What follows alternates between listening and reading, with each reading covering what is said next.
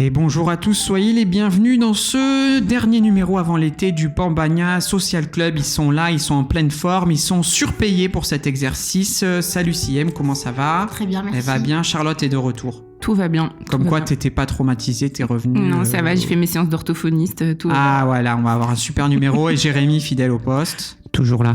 Donc si vous le voulez bien, on va juste faire avant de rentrer dans le dur, déjà je voulais vous féliciter parce que je regarde un peu ce que fait la concurrence, aussi bien la concurrence la plus connue, la moins connue. Je voulais vous féliciter de votre sévérité. Parce que le masque et la plume n'a pas trouvé grand chose à redire à Juste une illusion. Excusez-moi, c'était pas trop sévère, ça leur allait.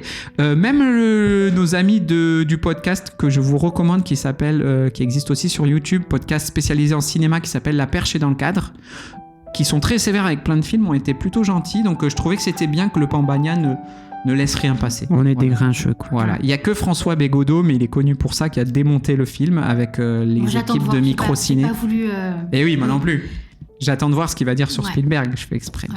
Alors cette semaine, avant de se quitter pour les congés, parce que on a quand c'est même très éducation nationale quand même. Ça s'arrête en juillet, du coup, et ça reprend en septembre. Il n'y a pas d'heure sup. Ouais, d'accord. Mais quand t'as goûté à ce rythme-là, après c'est terminé. Peut-être. Tu peux plus.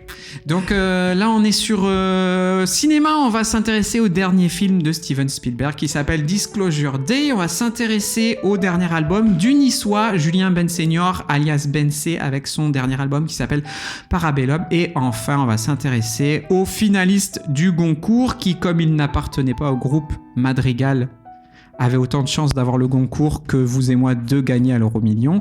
C'est Le Bel Obscur aux éditions du Seuil. Et si ça vous va, on va commencer tout de suite avec le Spielberg. C'est parti. C'est parti. If you found out we weren't alone,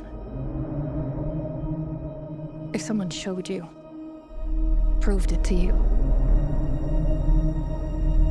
would that frighten you? Good morning, Kansas City. Let's take a look at today. Let's today is today's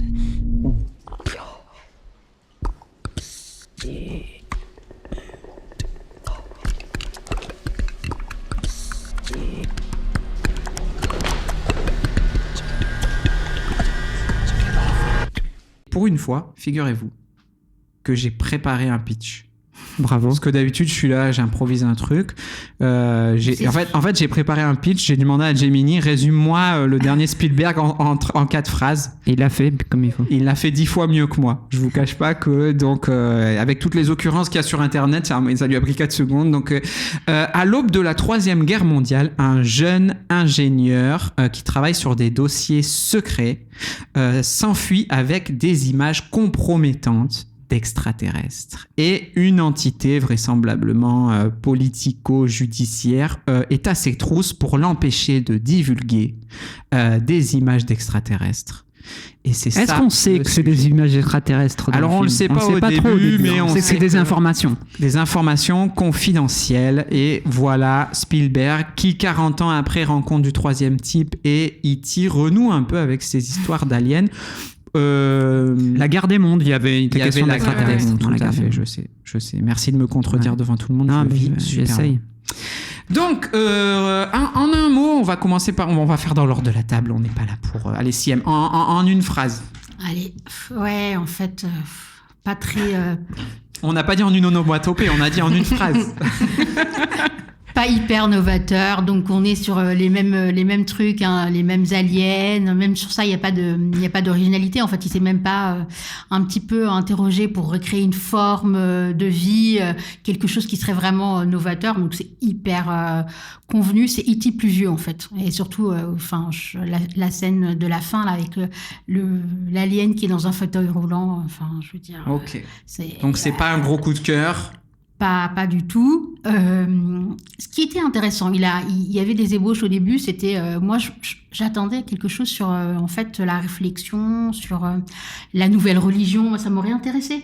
Qui parle en fait ces deux personnes qui ont des pouvoirs. Est-ce qu'ils vont entamer une nouvelle religion avec? Est-ce qu'ils vont être remplacer les religions monothéistes? Il y avait une petite ébauche qui est tout de suite tombée dans l'eau. Enfin, voilà. Et puis, on est resté sur un truc un peu de course-poursuite, des courses-poursuites qui sont complètement dingos, quoi. Enfin, avec le train, on a envie de dire, non, mais c'est plus possible. Nous, on a plus 5 ans et demi, hein. On ne peut plus croire ce genre de choses. Donc, voilà, c'est pas... Voilà. C'est pas un gros coup de cœur. Ouais, c'est pas un coup de cœur du tout. Ok, on continue le tour de table et après, on rentre dans le dur. Parce que sinon, je sens que Siem, elle va désosser Spielberg tout de suite. Je dirais pas que j'ai pas aimé, je dirais pas non plus que j'ai aimé. C'est un bon divertissement. C'est juste que j'ai l'impression qu'il a mélangé un tout petit peu sa filmographie. Enfin, il a pris sa filmographie, il l'a mis dans un petit shaker. Il s'est dit allez hop. Et puis je vais reprendre un petit peu de tout en mélangeant dans ce film. Du coup, la ligne conductrice, je la trouvais pas spécialement bien ficelée en fait. On part d'un film d'action, mais en même temps on commence. Enfin, il y a des cascades qui ont pas de sens. Après, il y a des animaux qui arrivent, mais on comprend pas tout de suite pourquoi ils sont là. Après, on comprend. Il y a les scènes du train. Il y a les extraterrestres qui arrivent de nulle part. Enfin, je pense que s'ils avaient été, tu sais, enlevés, qu'on les voyait pas, ça aurait pu laisser planer le doute sur quelque chose. Mais là, je trouve que, ouais, c'est un peu fouillis. Voilà. Jérémy? Alors moi aussi, je partage vos réserves. J'ai noté plus de réserves que de trucs qui m'ont plu. Je dois avouer que par contre, donc à la fin, la séquence de fin, j'avais 12 ans devant Jurassic Park. Il y a eu un moment où j'ai vraiment été, je suis reparti, ça c'est la force de Spielberg, je trouve. Il m'a fait retrouver mes 12 ans. Devant un truc, voilà, ça faisait longtemps que j'avais pas eu un peu ce sentiment d'être un peu béat devant l'écran en mode c'était voilà. Donc pour ça j'ai aimé. C'est clairement pas le meilleur Spielberg.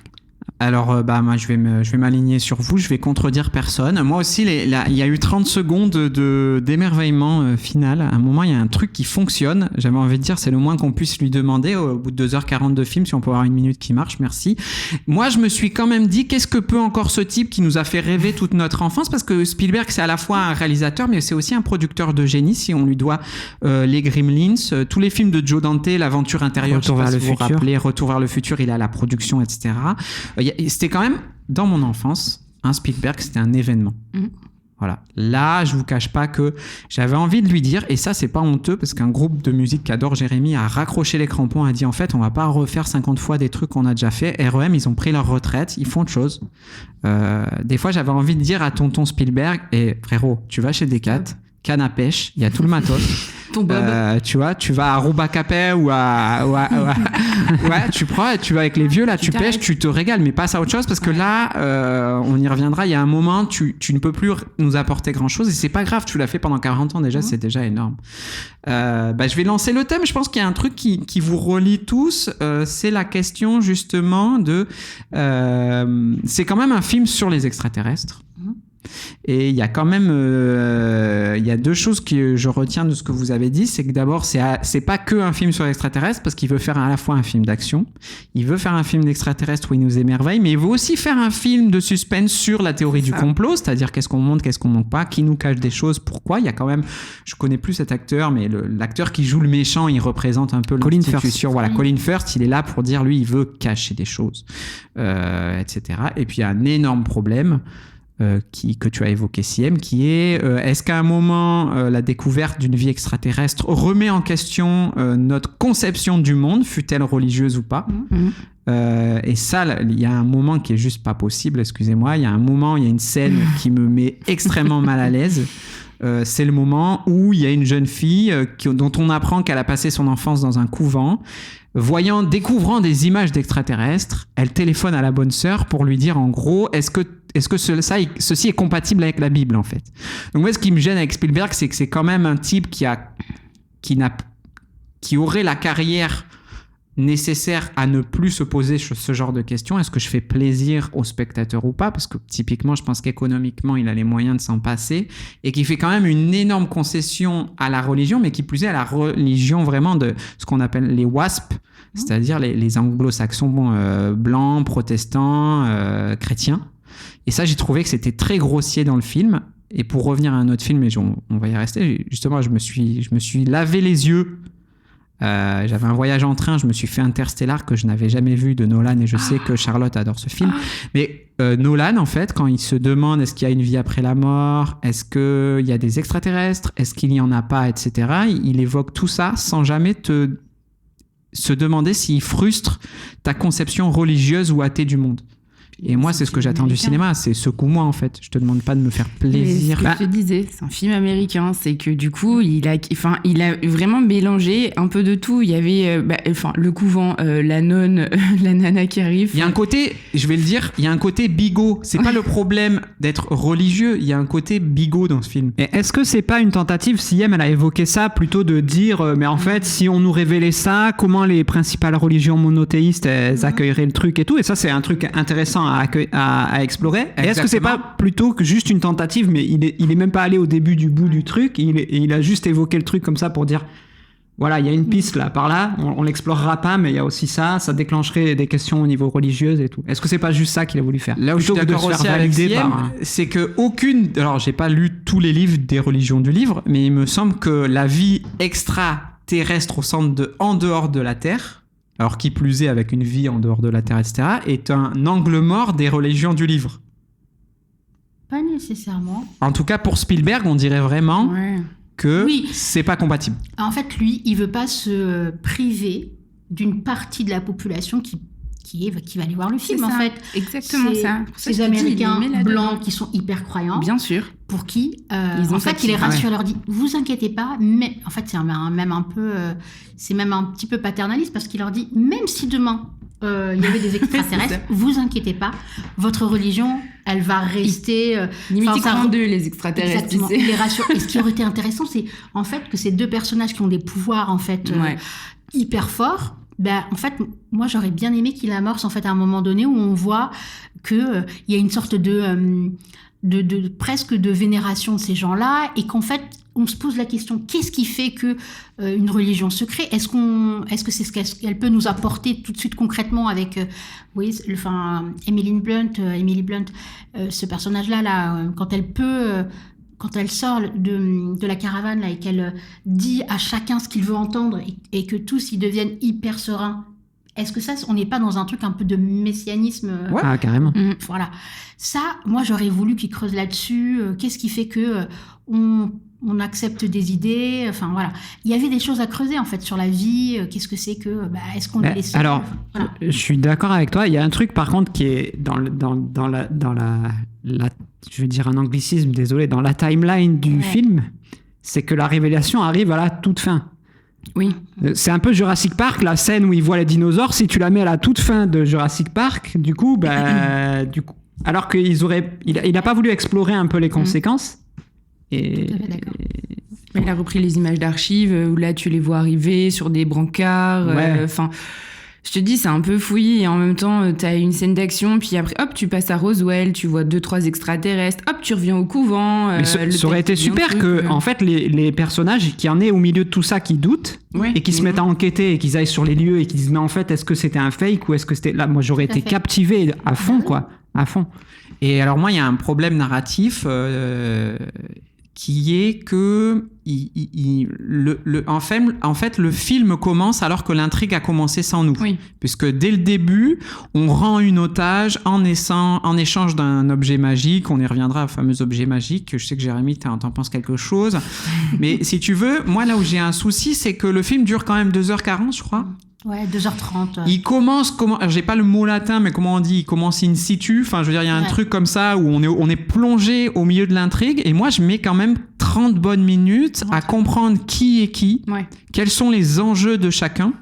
Tu vois ce que je veux dire? En français, on dirait in medias res. In medias res, putain, elle est trop forte. Voilà, c'est ce que je voulais dire. Ça commence in medias res, c'est-à-dire que, en gros, l'histoire, on nous la présente pas dès le début. L'enjeu est déjà commencé. Ça a commencé sans nous, en fait. Pourquoi pas? Mais moi, le problème, c'est que, si tu veux, étant donné que ça a commencé sans moi, Colin Firth, il a pas l'air gentil. La jeune fille qui est prise en otage, j'ai pas d'affect pour elle, donc il peut la garder, je m'en fous en fait. Enfin, tu vois ce que je veux dire, il y a pas ce truc de... c'est normal parce que elle est déjà... Par contre, il le faisait souvent quand il faisait Indiana Jones, par exemple, ça commence souvent, il y a une action. Sauf que c'est une trilogie, que le personnage, on le connaît déjà. On connaît quels sont ses enjeux, on sait pourquoi il est là, il est pas là, et du coup, on a un peu d'affect pour lui, on sait déjà ce qui se joue. Là, je suis désolé, on dirait qu'en fait, moi, j'ai l'impression d'être allé voir Disclosure 2. Tellement au début il y a un l'objet magique, il y a rends-moi le caillou noir, mais moi le caillou noir c'est un caillou. Enfin pour moi il a pas de... quand ça commence comme ça en fait. J'aime bien mais il faut que je trouve que Et pour moi, là, il y a un... voilà, après, je vais... Parce que l'autre fois, j'ai fait le montage de l'émission et je me suis aperçu que je parlais tout seul, en fait. Donc, il faut que j'arrête de couper la parole aux gens. Non, mais quand tu fais le montage d'une émission, tu ne peux plus te voiler la face. Tu peux pas dire non, mais en fait, si, c'est évident. Voilà, exactement. Il y a juste un truc, c'est que les meilleurs Spielberg, c'est quand même quand il touche pas lui-même au scénario. J'ai regardé sur Wikipédia de quel film il est scénariste et de quel film il n'est pas scénariste. Et en l'occurrence, sur Disclosure Day, il est pas le seul, mais il est il fait une grosse partie du scénario. Et il y a son équivalent français, Luc Besson, c'est pareil. Les meilleurs films de Luc Besson, c'est quand il touche pas au scénario. En gros, quand Luc Besson a une idée, barrez-vous.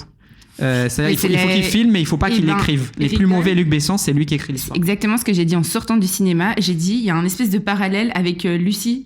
Non, c'était Lucie. Je sais pas si tu l'as vu. Non, je sais pas, c'est pas. Oui, j'ai des très mauvais souvenirs de films de Luc Besson où elle prend une drogue et que son cerveau il est exploité à je sais pas combien de milliers de pourcents. Et que c'est pas celui-là. Moi, j'ai vu Angèle A avec Jamel Debbouze. Bref, c'est la même chose. Je trouve que cette nana, c'était pareil, et j'ai l'impression que ce film me faisait exactement penser à ça, où genre il est en train d'exploiter la nana à millions de % pour qu'elle fasse plein de trucs et tout, et en même temps à côté tout le reste est complètement foireux, donc tu te dis qu'est-ce qu'elle va faire, t'as un espèce de colibri qui arrive au milieu de nulle part. Je me suis dit mais c'est quoi ça, il lui donne des pouvoirs, après elle parle extraterrestre, le petit copain, je sais pas, voilà, c'était... Et on a retrouvé Josh O'Connor qu'on avait vu dans... Qui nous a traumatisés dans Mastermind, vous étiez pas là, mais on a souffert. Et voilà. Juste un petit mot sur le casting. Je trouve le casting est plutôt pas mal. Ouais. Colin Firth, il fait toujours le boulot, où qu'il soit. Emily Blunt, rien à dire. Josh O'Connor, moi, je me suis un peu réconcilié avec lui. Voilà. Non, et moi, j'ai adoré le casting. Franchement, je peux rien dire. J'ai beaucoup aimé. Mais je me rendais... Enfin, le méchant, j'aurais pas mis lui. C'est vrai. C'est drôle, à côté, il est jamais méchant. Là, il est méchant, donc on comprend pas. On se dit, oh là là, il va être gentil, et pas du tout. Pas du tout. Parce qu'il a vieilli, donc... Ouais, mais il est pas mal, hein. Il reste, oui, il reste... Ouais, non, mais il reste regarder. Et on l'associe tout de suite à Bridget Jones, quoi. C'est vrai que ça va rester, ça va lui coller. Voilà, tu vois, avec son pull et son cerf. Quand on vieillit, on peut devenir un peu méchant. Ouais, mais encore une fois... Pour rejoindre ce que vous disiez sur les problèmes de scénaristique, il y a des choses que je pardonne pas à Spielberg, justement, parce que c'est quand même je vais dire une connerie, son 235e film. Et il y a une scène où vraiment il fait une erreur de débutant, selon moi. C'est la scène où Josh O'Connor ouvre un ordinateur pour présenter les fameuses images soi-disant secret et défense, pour lesquelles il est poursuivi à sa jeune camarade. Et donc, il y a un plan sur le visage de la jeune fille. En tant que spectateur, on est derrière l'écran de l'ordinateur, on ne voit pas ce qu'il y a sur l'écran. Et là, tout d'un coup, on voit son visage très ému.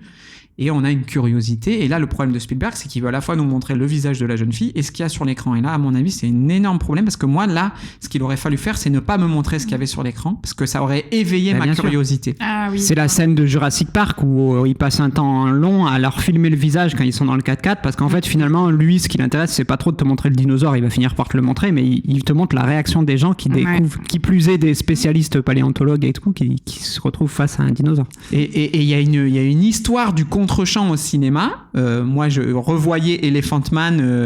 Il y a un plan de 1 minute sur Anthony Hopkins qui voit John Hurt pour la première fois, et il y a une larme qui coule de son œil, et David Lynch coupe. On ne verra pas le monstre, mais nous, ce qu'on a vu, c'est des gens qui ont vu le monstre. Et c'est encore plus fort que le monstre lui-même. Et là-dessus, je suis désolé, frérot, tu sors pas d'une école de cinéma, là, t'as 40 films au compteur. Donc il y a un peu ce côté... Très, très voyeur. Je veux être de tous les côtés de la caméra.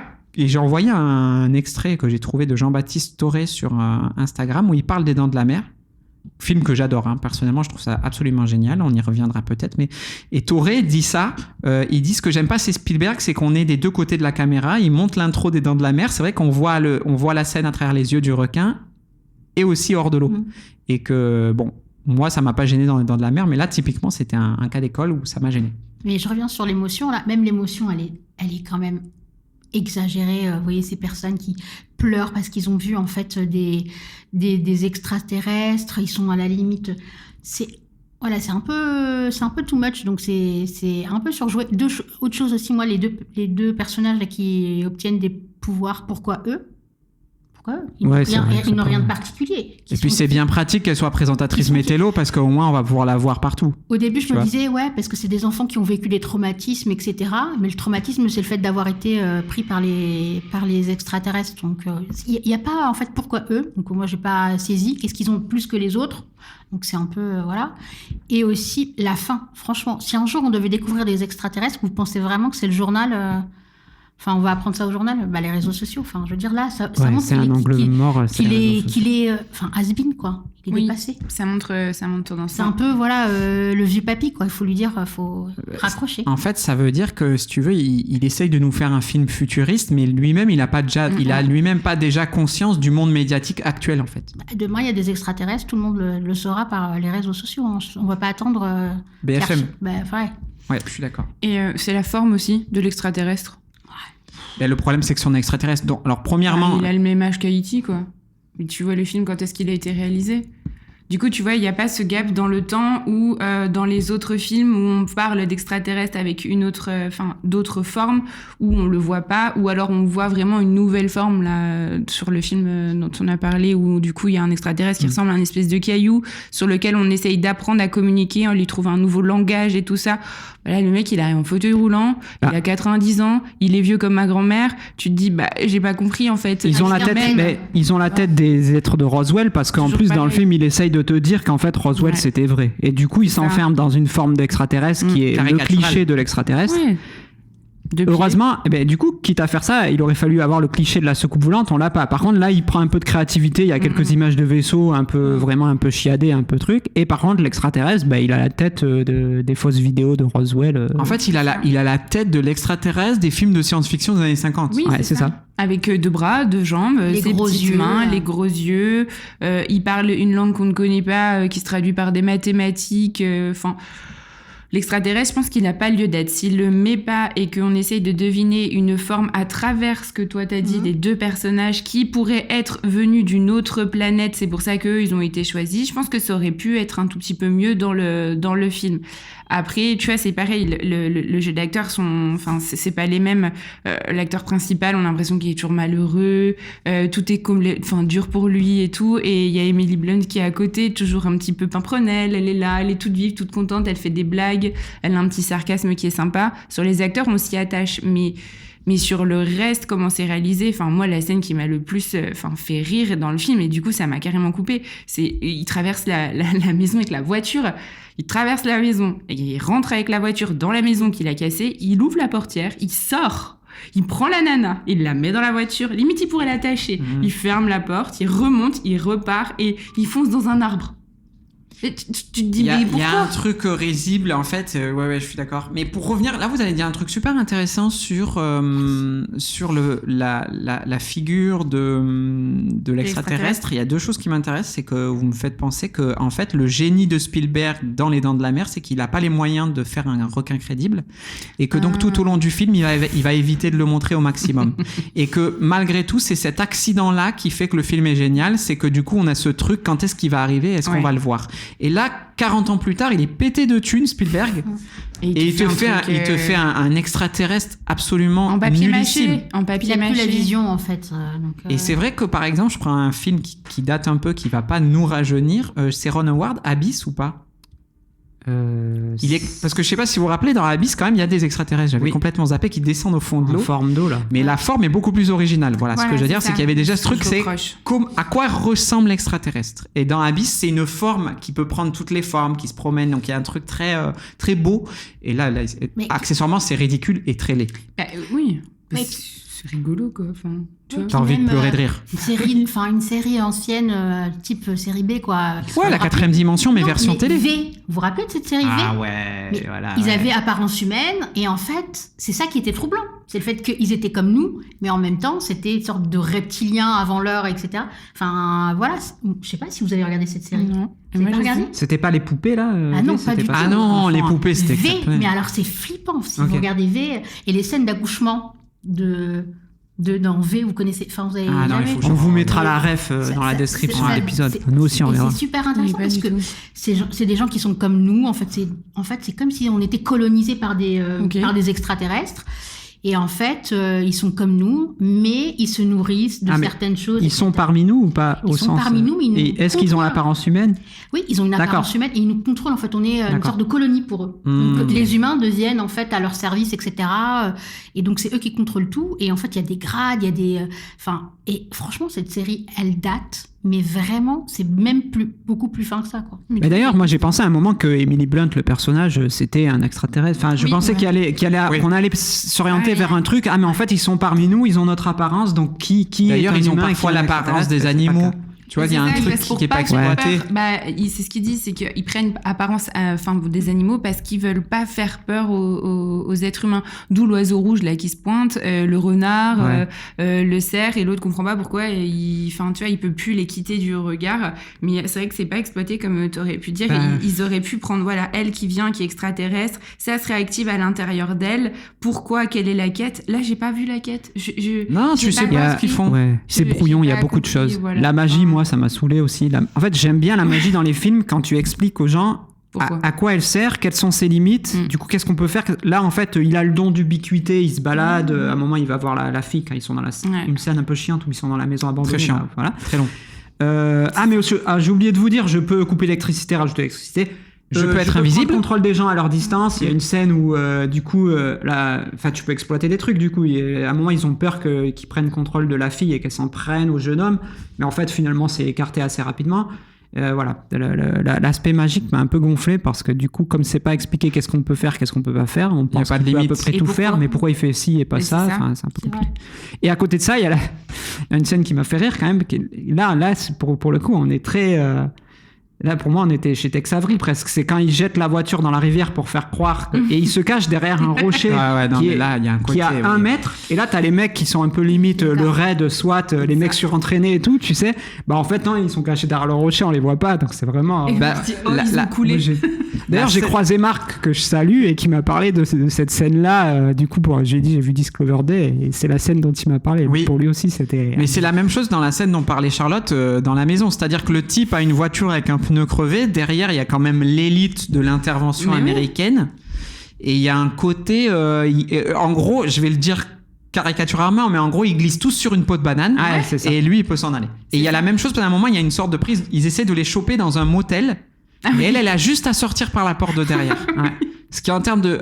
C'est un stratagème, limite, je vais dire, le théâtre de boulevard avec l'amant dans le placard, c'est plus exactement crédible. ça, ouais. Tu vois ce que je veux Et dire ça, ou pas tu vois, Spielberg, dans Indiana Jones, il pouvait t'ajouter des trucs comme ça parce Oui, qu'il mais- y a l'humour, en fait. Dans Il y a Indiana l'humour. Jones, notamment le personnage une ligne. d'Indiana Jones est toujours un peu risible. Ouais, voilà. Il est toujours un peu Ah ouais. ridicule, il est un peu séducteur, Voilà. maladroit. Là, il y a des il se fait casseroles toujours et avoir. voilà, il peut gaffer. Il y a Et une là, il dimension essaye de de te faire un truc un peu sérieux et puis il te lâche des trucs comme ça. Bon. Ah, mais moi, la voiture, je restais. C'est une blague. Ouais, là, quand je les voyais accroupis derrière le rocher avec ça. les mecs avec les lunettes infrarouges et tout en train de les chercher. Et avec T'as envie le de leur train dire, aussi. tu sais que c'était comme Guignol, Avec t'as le envie de dire, train. ils sont là. Oui, ils sont là, tu les vois. enfants, regardez, il est caché là. Et il y a même un truc de... En fait, la question que je me suis posée en allant le voir, parce qu'on l'a vu avec Siem, c'est est-ce que ce type qui a émerveillé notre enfance il y a 40 ans, et c'est pas grave de vieillir, c'est pas grave de... parler de la tu vois, pêche encore. Voilà, est-ce que tu peux encore avoir la pêche pas Non, mais je vais la renvoyer à... Non, mais en plus, il y a des kits à des 4, c'est incroyable. Hein. Je veux dire, tu vas Moi, j'aime bien au le douce, chapeau. au salé, il n'y a pas de problème. Mais il y a quand même ce truc de... Est-ce qu'à l'heure de Netflix, t'as encore un truc à dire? Si. Et c'est pas grave de... C'est pas Mais grave peut-être de qu'il nous plus dit au avoir... revoir. Ouais, mais là, c'est un Il est allé mauvais au chercher- revoir. il est allé sortir Il John Williams de sa retraite, hein, d'ailleurs, pour la musique. Oui, bien sûr. Ouais. Mais Et d'ailleurs, la musique est pas très utilisée. C'est dommage d'aller Non. sortir John Williams, justement. De cette Ouais, laisse-le, retraite-là. pareil, laisse-le à la pêche aussi. Bah, C'est pas du grave. coup, ma femme m'a fait la réflexion. Elle m'a dit, ah, quand même, avec la musique, il y a des moments où j'étais bien chez Spielberg, tu vois. Je pense à Attrape-moi si tu peux, où la musique Oui. est très présente et tout. Mais voilà, dans le mix, elle est hyper basse, elle arrive pas souvent. C'est gênant parce que si tu veux, n'en déplaise à Spielberg et à certains de ses copains américains, en fait, ils sont mortels. Et en produisant des mauvais films, il dilue ses bons films. Parce c'est vrai. qu'il a quand même eu des périodes incroyables. Hein. Il a aussi une période que je qualifierais de très mémorielle, avec de la liste de Schindler à Munich en passant par Amistad, qui étaient quand même des films bien foutus. Oui, c'est vrai. Quoi qu'on en pense, c'était respectable cinématographiquement. Tu vois ce que je veux dire? Il y avait un côté... Il a eu sa période un peu plus aventure, mais là... Et il mélange. Voilà, là, il te fait une sorte de glooby-boo. En fait, il y a un côté Je t'ai vaniteux dit, c'est de un je vais me shaker. faire kiffer, je vais revenir avec un C'est ce que film. j'allais te dire.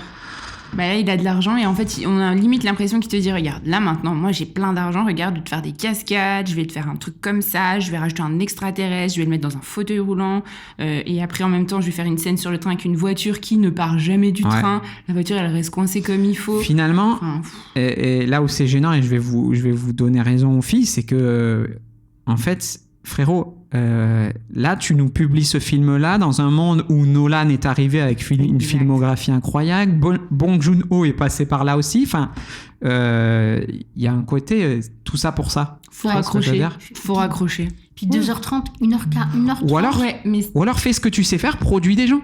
Ouais. T'as produit Robert Zemeckis Retour vers le futur, t'as produit Joe Dante avec les Gremlins, c'était quelque chose, mais t'étais en production, t'étais pas... Non, ou alors tu mélanges pas les deux, parce qu'il est très fort dans les films d'action, très très fort, et ça, moi j'adore les films qu'il fait, et il est très fort dans les films d'aliens, mais que d'aliens. Et quand il mélange les deux, ça va pas du tout, parce qu'en fait, il veut montrer ce qu'il sait faire en action, il veut montrer ce qu'il sait faire en science-fiction, et du coup, quand il fait les deux, bah, il a envie de faire un peu toutes les scènes, et on se retrouve dans ce film-là où on n'a pas très bien compris la ligne conductrice. Bon, bah, E.T., tu sais que c'est E.T., il y a un alien, et c'est comme ça.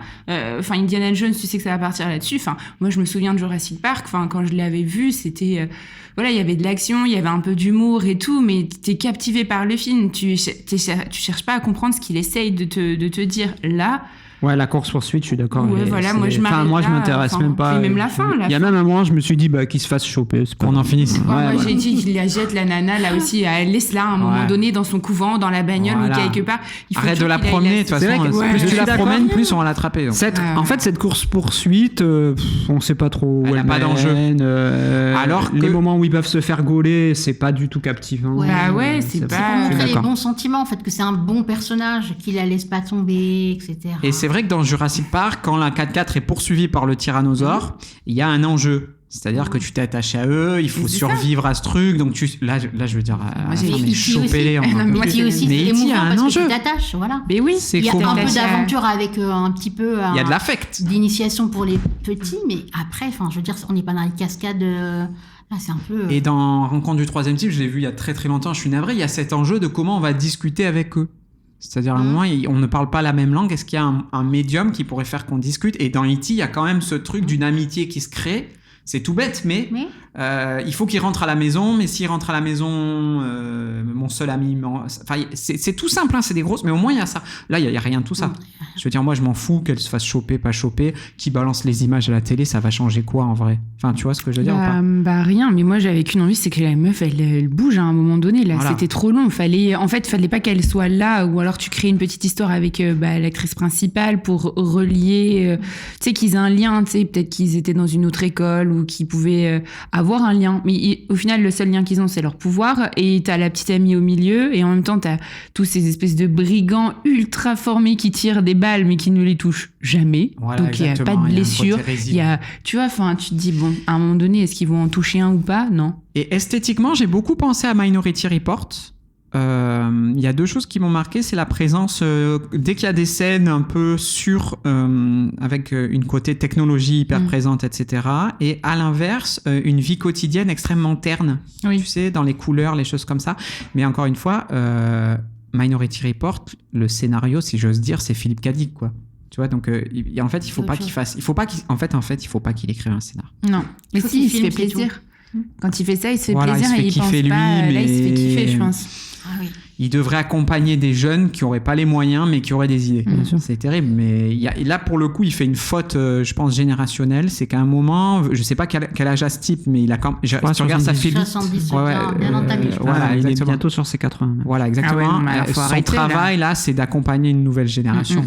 Mais est-ce qu'il a le recul et puis il y a un peu de vanité aussi, hein. Exactement. Est-ce qu'à un moment, tu peux pas dire, là, j'ai vu des jeunes qui auraient besoin de moi, il n'y a pas du tout ce côté passage de relais. Écoute, il a salué l'Amérique, je trouve. Oui. C'est un film qui ne s'adresse... Salut l'Amérique. Alors, c'est un film qui a des volontés internationales, mais qui ne s'adresse et même pas...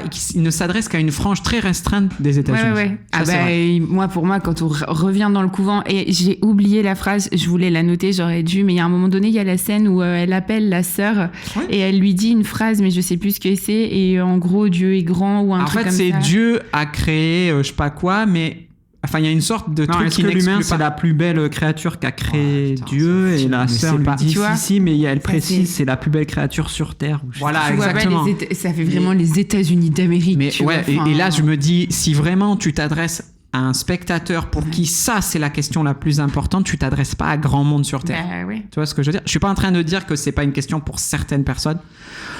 Les gens qui vont au cinéma, c'est des gens qui ont envie d'être un peu remués. Donc, ils te pardonneront. Tu vois ce que je veux dire? D'être allé contre leurs convictions les plus profondes. Non, j'avoue. Bah, voilà. Écoute, Steven, on te félicite pas. On clair. t'encourage. T'as pris cher aujourd'hui. Ouais, il s'en remettra. Mais Peut-être que tu peux demander un partenariat avec Decathlon. je pense que. Non, mais ça va se faire. Ça, je vous cache pas. Parce que là, je porte du déca. Non, je vous cache pas que je suis chaud. Je suis chaud. On va finir va. par C'est un l'avoir. moyen, là. hein. Ouais. Est-ce que c'est bon pour vous? Parfait. Vous voulez encore continuer à Non, déverser c'est bon. votre fiel? Ça va, ça va. Je pense que. On Bah, en je laisse pense un que peu c'est... pour le Alors, si ça vous embête pas, on va passer à la musique parce que j'ai peur que vous soyez encore plus vénère pour le livre. Donc, on va essayer de voir le. C'est parti pour la musique jingle. Nous abordons à coup sûr un moment de notre Europe où il conviendra de ne pas être lâche.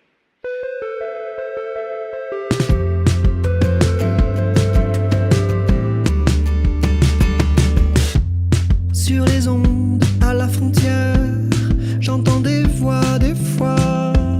Ça joue l'homme, le militaire, et ça fait le gros bras.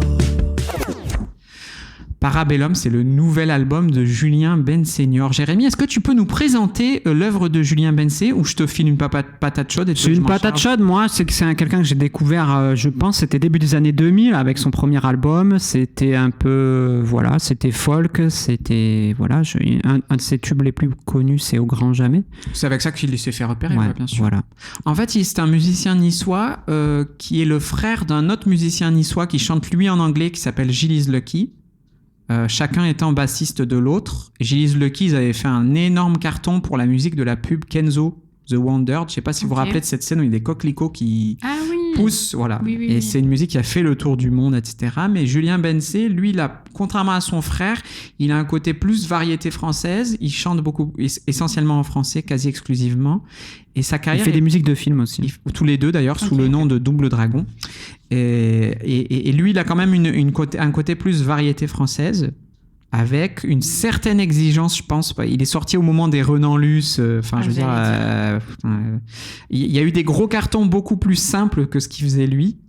Et là, ça doit être au moins son 4e ou 5e album. hein. 5e, je crois. Ouais, absolument. Je vérifie. Et c'est vrai que, alors, au fur et à mesure, évidemment, il se trouve que je l'ai déjà croisé à la map. Voilà, parce que quand on parle d'un musicien niçois, et je me rappelle lui avoir dit ça, lui avoir dit qu'il avait un truc. Si tu veux, il y a quand même un niveau. J'aime beaucoup ses textes dans l'ensemble, et il y a une sorte de continuité très comme ça sur le poids du texte, et c'est pas toujours, on en reparlera, mais c'est pas toujours des chansons pour les stades, ce qui fait qu'il est quand même condamné à une relative discrétion. C'est pas Julien Doré. Voilà, pour le dire Ouais. très clairement. Et je vais m'arrêter là parce que je peux être intarissable sur mon fiel à l'endroit de certains chanteurs. Donc j'arrête tout de suite. Qu'en avez-vous pensé? Moi, j'ai bien aimé. Ça a marché de suite pour moi. Ça a vraiment marché de suite pour moi. Je sais pas. Il y a du subjectif dans tout ça. En fait, par exemple, il y a 3-4 ans, là, quand j'ai entendu l'album de Christine and the Queens, je sais pas pourquoi, mais comme si mon cerveau disait « Ah, mais voilà, c'est cette musique-là que j'ai envie d'entendre en ce moment. » Ben là, ça a fait un peu le même effet pour moi. Tant au terme des textes que de la production. C'est une bonne surprise pour moi. Il y a pas beaucoup d'albums dans mes favoris Deezer. En ce moment, il y est. Donc, je l'écoute encore beaucoup. Charlotte? Ben moi j'ai adoré. Voilà. On est chez toi, là. Ouais, Ok. c'est mon petit univers. Comme tu dis, à la Ronan Luce, il était au Crème Festival, donc évidemment j'aurais aimé l'entendre en live. Je pense que c'est un bon chanteur que tu apprécies de voir en live, mais dans le festival. Tu sais, moi j'aime bien catégoriser les gens que je vais voir en concert, Ah oui. ceux que je vois dans le festival, et lui... il a totalement sa place. Et oui, il me fait penser un peu à ces chanteurs Ronan Luce, Raphaël. Alors, j'ai totalement oublié le nom de ce chanteur que j'ai découvert au Jazz Festival l'année dernière. Je sais plus comment est son nom, mais on le remettra en description. Ouais, exactement. Mais du coup, il me fait penser à ça. Il est du coup dans ma playlist favorite et c'est rare que je change ma playlist parce qu'elle est vieille comme le monde. Mais je trouve ça agréable à écouter. J'adore les morceaux de guitare. Il la manie extrêmement bien. Et les textes, parfois un peu engagés, parfois un peu... on comprend pas trop ce qu'il veut dire, mais voilà, des fois il y a des petites intros. Il me semble qu'il y en a un, je crois que c'est l'entrée sur son album, il y a une intro avec un discours d'Emmanuel Macron. Je trouve ça rigolo, moi j'adore quand il commence à mélanger ça et après le texte arrive derrière et il y a un petit truc qu'ils essayent de faire comprendre. L'instrumental est parfaite, moi c'est tout ce que j'aime, donc je continue de le mettre dans mes favoris. Siem, il me semble que t'es plus réservé, toi. Je te vois, non mais je commence à te connaître en fait. Alors moi vraiment, je pense que je suis pas le public cible. Donc c'est pas moi j'ai jamais écouté Beyoncé, c'est pas mon truc quoi. Enfin c'est pas ton rayon. C'est pas mon rayon, mais j'ai écouté parce que je suis quelqu'un de sérieux quand même. Donc j'ai écouté. Alors franchement, les thèmes, j'ai essayé de comprendre. Les thèmes, c'est en fait de l'engagement, mais de l'engagement du dimanche quoi. Alors ça, c'est assez intéressant parce que pareil, je suis d'accord avec toi que c'est que quand ça part sur Macron, je me dis là, on va taper ça va taper et de ce point de vue-là, ça tape très light. C'est quand même... Pareil, l'intro avec Macron, par exemple, dans la première chanson, la Parabellum, et tout de suite après, il parle de frontières et je me suis dit, un truc sur les migrants, mais c'est cool. Non. Et pas du tout. En fait, c'est délayé. En fait, en gros, c'est... Je vais être méchante, je vais être sorcière, mais c'est pas grave, je vais le faire. C'est... En fait, un peu ouin-ouin. C'est être père, c'est pas facile. Ouais, ok, être père, c'est pas facile, mais c'est un artiste, tu vis dans un pays européen. Il y a être père dans d'autres conditions qui sont plus difficiles. C'est dur, la charge d'avoir des enfants dans ce monde difficile. Je ferai pas la guerre, je ferai la chanson. Enfin, je veux dire, il y a pas de... C'est un engagement, en fait, de surface. Ouais, personne veut faire la guerre, hein. Franchement, mais il n'y a pas d'engagement, il n'y a pas de réalité. C'est un truc pacifiste, mais pacifiste sans engagement. Mais moi, c'est ce que j'ai bien aimé, justement. Parce que, par exemple, la première chanson, on pourrait dire c'est le déserteur de Boris Vian, par exemple. Et là, déserteur de Boris Vian, de suite, c'est je fais pas la guerre parce que mes idées politiques, parce que là, moi, ce que j'ai bien aimé, c'est qu'il dit, en fait, moi, je ferai pas la guerre parce que je suis un froussard, je suis un médiocre. Ouais. Et moi, ça m'a parlé de suite, là. Ça, tu vois, c'est rentré en... Oui. Peut-être j'aurais... Moi, au contraire, c'est ça qui est bizarre, c'est que moi, ça m'aurait saoulé qu'il dise je fais pas la guerre parce que c'est pas bien, parce que ça tue des gens, parce que voilà. Ça, pour moi, ça a été écrit des milliers de fois. Enfin, chaque artiste a au moins sur chaque album un truc de... Ouais, mais ça coûte rien. En fait, c'est une affirmation qui veut rien dire. En fait, je fais pas la guerre, mais demain il y a la guerre. Tu fais la guerre. Enfin, non, je veux dire. Oui, je vois ce que vous voulez dire. En fait, c'est un album nihiliste au sens strict du terme, mais qui... Il n'y a pas de fond. Donne-moi le fond. Moi, j'ai été un peu déçu par le fond parce que c'était une des promesses que j'avais cru découvrir. Après, là où il y a... Moi, je suis très partagé sur l'album, c'est que je trouve qu'il y a des morceaux qui marchent et d'autres qui m'ont moins accroché. Je trouve qu'il y a une chanson qui marche, mais encore une fois, elle se présente pas du tout comme une chanson engagée. Sur la nostalgie, c'est Michael Jackson. Ça y a à dire. Hein. Franchement. Alors, il y a rien qui te choque dans cette chanson. Alors, justement, j'en parlais avec madame, et en fait, pour moi... Tu veux dire que c'est du second degré, c'est de l'ironie, et pas du tout, c'est même pas ça. D'accord, moi je l'ai pris comme du second degré, mais je conçois, et Laetitia... C'est quoi qui vous a gêné? Laetitia l'a pris premier degré aussi. De quoi je voudrais sauver les enfants comme Michael Jackson. Et pour moi, c'est ça. Mais qui a grandi dans les années 90, t'allumais la télé, il y avait Michael Jackson avec des enfants qui se mettaient devant les soldats pour leur dire baissez vos armes et tout. Pour moi, ça m'a parlé à fond. Pas du tout. C'est sûr qu'aujourd'hui, c'est très audacieux de chanter. Maintenant, donc il a le recul en fait. Ouais, mais il parle de VHS et tout. Non, non. De blague de mauvais goût. En fait, je vois ce que tu veux dire. Il veut faire de l'ironie, il veut faire du second degré, etc. Je sauverai les enfants comme Michael Jackson, un jour blanc, un jour noir, marcher à reculons. Ouais, super. En fait, moi, quand je l'ai réécouté hier et je l'ai remise une deuxième fois. Tu l'as trouvé problématique. Moi, franchement, je trouve que elle est inappropriée. Et en fait, s'il dit que c'est de l'humour de mauvaise qualité et c'est nul. C'est vrai que je connais quelqu'un dans ma vie privée qui m'a dit là, cette chanson est problématique. Moi, elle me pose problème. Moi, je trouve que je sauverai, en plus, dire le jeu comme Michael Jackson. Ouais. On sait très bien ce que. Enfin, voilà. Ouais. Même si c'est pas avéré. À partir du moment où un adulte, il y a des preuves comme quoi il a dormi avec des enfants, c'est problématique. Ouais, je vois ce Donc, que tu veux peux dire. pas dire ça en fait. Ou alors Avec il tout ce aurait qui se passe aujourd'hui. manqué, ça coûtait pas cher d'ajouter une ou deux phrases plus critiques à l'endroit de l'idole ou pour Est-ce montrer que la que- désillusion avait Et été puis ça sortie. dénote avec le reste, Ok. de faire le méga papa, le papa hyper Oui, d'accord. protecteur et de D'une dire piste ce à genre l'autre. D'accord, ouais. Franchement, Par faut contre, savoir où une tu des te vraies réussites places. de cette chanson-là, c'est pas le fond, c'est la forme.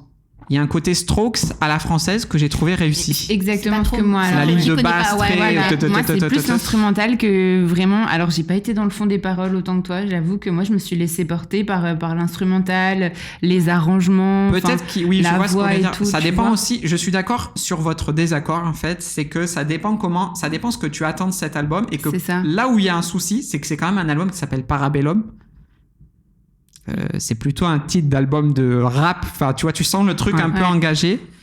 Et c'est vrai que moi, une des déceptions de l'album, c'est, je trouve qu'il a glow up en instrumental. Tu sens qu'on est parti sur Ouais, un c'est truc carré, vraiment hein. chiadé. D'ailleurs, Ouais. je vais vous le dire une fois, je le dirai pas deux. L'arrangeur de cet album, c'est le même que le dernier album des Dead Fox. Ça nous remet très loin. Clément Chassin, c'est un vrai bidouilleur. Ok.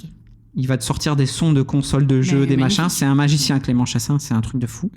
Et ça se sent sur l'album. Après, sur le texte, moi, alors c'est marrant parce que avant que j'en discute avec ma gauchiste de voisine, tu le prends pas mal. Pas du tout. Tu dis même extrême. Extrême gauchiste. En fait, avant que tu le dises, il y a déjà 2-3 semaines, la chanson Sur mes épaules, je trouve que c'est une très belle chanson sur la paternité, sur le fait que tu te replies sur la cellule familiale. C'est un héros très discret. Voilà. Et à un moment, c'est vrai qu'il décoche 2-3 trucs. Tu crois reconnaître une critique à l'endroit de Donald Trump et d'Elon Musk. Après, est-ce que ça fait un album engagé? Clairement pas.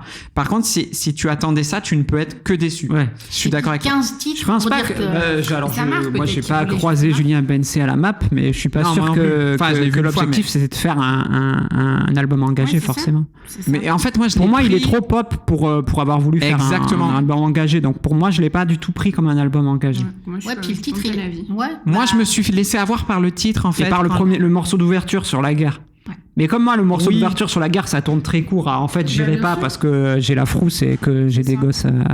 Du coup, j'ai compris que c'était pas engagé. Mais c'est vrai que pour avoir réécouté sa discographie, pour moi, Bencé, c'est un chanteur du sentiment. Et ça, c'est pas du tout critiquable. Tu vois, c'est un fait. Hein, je le dis sans... Pour moi, c'est ni un bon point, ni un mauvais point. Ouais. Et que c'est le premier album où il va sortir un peu de ça pour ramener ces fameuses questions. Et du coup, il les aborde sans les aborder. Et il y a un côté, bah non, en fait. Et moi, je pense à une chanson qui s'appelle Le Printemps. Je pense à une chanson qui s'appelle La Tendresse sur les albums d'Avoix, qui sont des chansons d'amour magnifiques. Mais il n'y a jamais ce truc de... C'est vrai que, en fait, là, je suis en train de me refaire toute sa discographie. Et je me dis, c'est la première fois qu'il évoque vaguement des thèmes politiques. Et c'est vrai que peut-être que là où je vais plus me ranger du côté de CM de ce point de vue-là, ce qui veut pas dire que j'ai pas aimé l'album, c'est où on y va ou on n'y va pas. Il faut pas nous donner des espoirs, en fait. Ouais, je vois ce que tu veux Fais-nous dire. Ça fais peut être un frustrant. album, en fait, d'amour et ce que tu veux. Et on te le sur reprochera tes pas. enfants, etc. Mais ne saupoudre pas ça avec un petit côté un petit peu...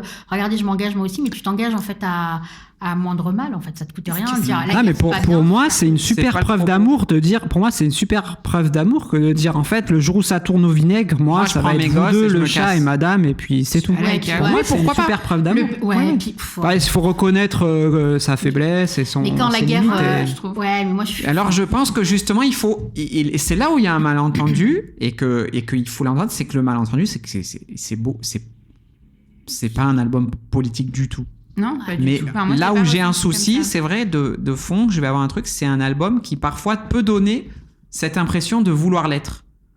Tu vois ce que je veux dire? Ouais, puis dire D'où je le ferai pas la malentendu. guerre pour mes enfants. Mais personne ne veut faire la guerre quand. Mais la guerre, des fois, elle te tombe dessus et tu fais face. Tu fais. Ah, je vois Tu ça vois y ce est, que je tu te veux- tu vois percute. ce Oui, que oui, je dans veux un monde dire. où il y a beaucoup de gens qui Et il dit, subissent la moi, guerre, je sauverai évidemment. ma femme, mes enfants et mon persan. Donc il donne bien Le chat. la race du chat. Oui, oui. Et il faut que ça rime. Hein, parce que Ouais, mon moi- chat, c'est pas la même rime Moi, que ça personne. m'énerve. Enfin, voilà, quoi, Oui, ça- non, je vois ce que moi, tu veux dire. Il m'a insupporté. Et en fait, j'avais envie de lui dire Ne traite pas de sujet que t'es pas capable en fait de Mais traiter. t'écoutes pas ce genre de musique de base. Non, parce que du coup, ça connote Est-ce que je suis énormément un à peu Ben trop Mazué. énervée? Je sais pas si vous voyez un Ah peu. oui, chanteur France Inter. Exactement. Mon gros souci dans la vie, c'est comment je gère Voilà. mon divorce. Excusez-moi, je suis super beau Exactement. gosse, donc j'ai une meuf à côté. J'ai des Voilà. gosses. Moi, j'avoue que j'ai du mal à ne. Moi, j'ai trouvé un peu. Oui. Voilà. Alors, tu vois, il est pas. Enfin, dans ses chansons, Mazué, il est jamais non plus trop engagé. Il mouille un petit peu sans trop mouiller, mais il est à fond dans la famille. Il a quand même mangé un bon divorce là, mais il est là à protéger le truc. Je trouve que c'est un tout petit peu pareil chez lui. Moi, j'ai pas. Enfin. J'entends pas l'engagement dans les textes, juste, je pense que c'est un peu dans l'air du temps de montrer que c'est un papa qui est là et compagnie, et aussi, il se bat aussi pour sa famille, pas tout le temps les nanas qui sont un peu, tu sais. En fait, je vais vous donner raison à toutes les deux. Je suis d'accord. Il peut faire son album Ben Mazué, c'est-à-dire je suis un papa, j'ai 45 ans, C'est maintenant ça. j'ai 2 enfants, Ouais. le temps de l'engagement, il n'est plus avec moi. Tu vois, ça je peux l'entendre. Par contre, c'est vrai que tricoter dans l'album. Oui, je vois ce que tu veux dire. Tricoté dans l'album, il y a des petites phrases ou des demi-phrases qui nous ramènent vers la politique et vers une conscience politique. Ce que Ben Mazué ne fait jamais. Non, il y a Ben pas Mazué, de- c'est c'est le week-end où j'ai pas les enfants, il faut que je fasse ça, mais au milieu, il n'y a pas une coche à Macron, à Elon Musk, à machin. Du coup, t'es moins tenté de lui dire, frérot, Petite provoque. vas-y ou pas, quoi. Mais petite provoque. Voilà. Et c'est la même chose avec Feu Chatterton, c'est-à-dire c'est des gros bourgeois, Feu Chatterton, qui font. C'est super Feu Chatterton, moi j'adore la musique, j'adore le machin. C'est que je voulais te dire. Le mec, il va te chanter l'affiche rouge et en même temps, il va être dans Paris Match pour te montrer son salon. Mais c'est exactement ça. C'est vraiment ce que j'ai ressenti. En fait, c'est les mêmes. et là où Siem, je peux te voir, moi j'essaye d'y aller mollo parce que le problème, c'est que si tu mets ces lunettes, voilà, si tu mets les lunettes comme ça, tu vas dégommer tout le monde. Moi, c'est ce qu'on appelle, je vais le dire de manière, c'est un terme ultra à la mode et tout, c'est ce qu'on appelle le bourgeois gaze.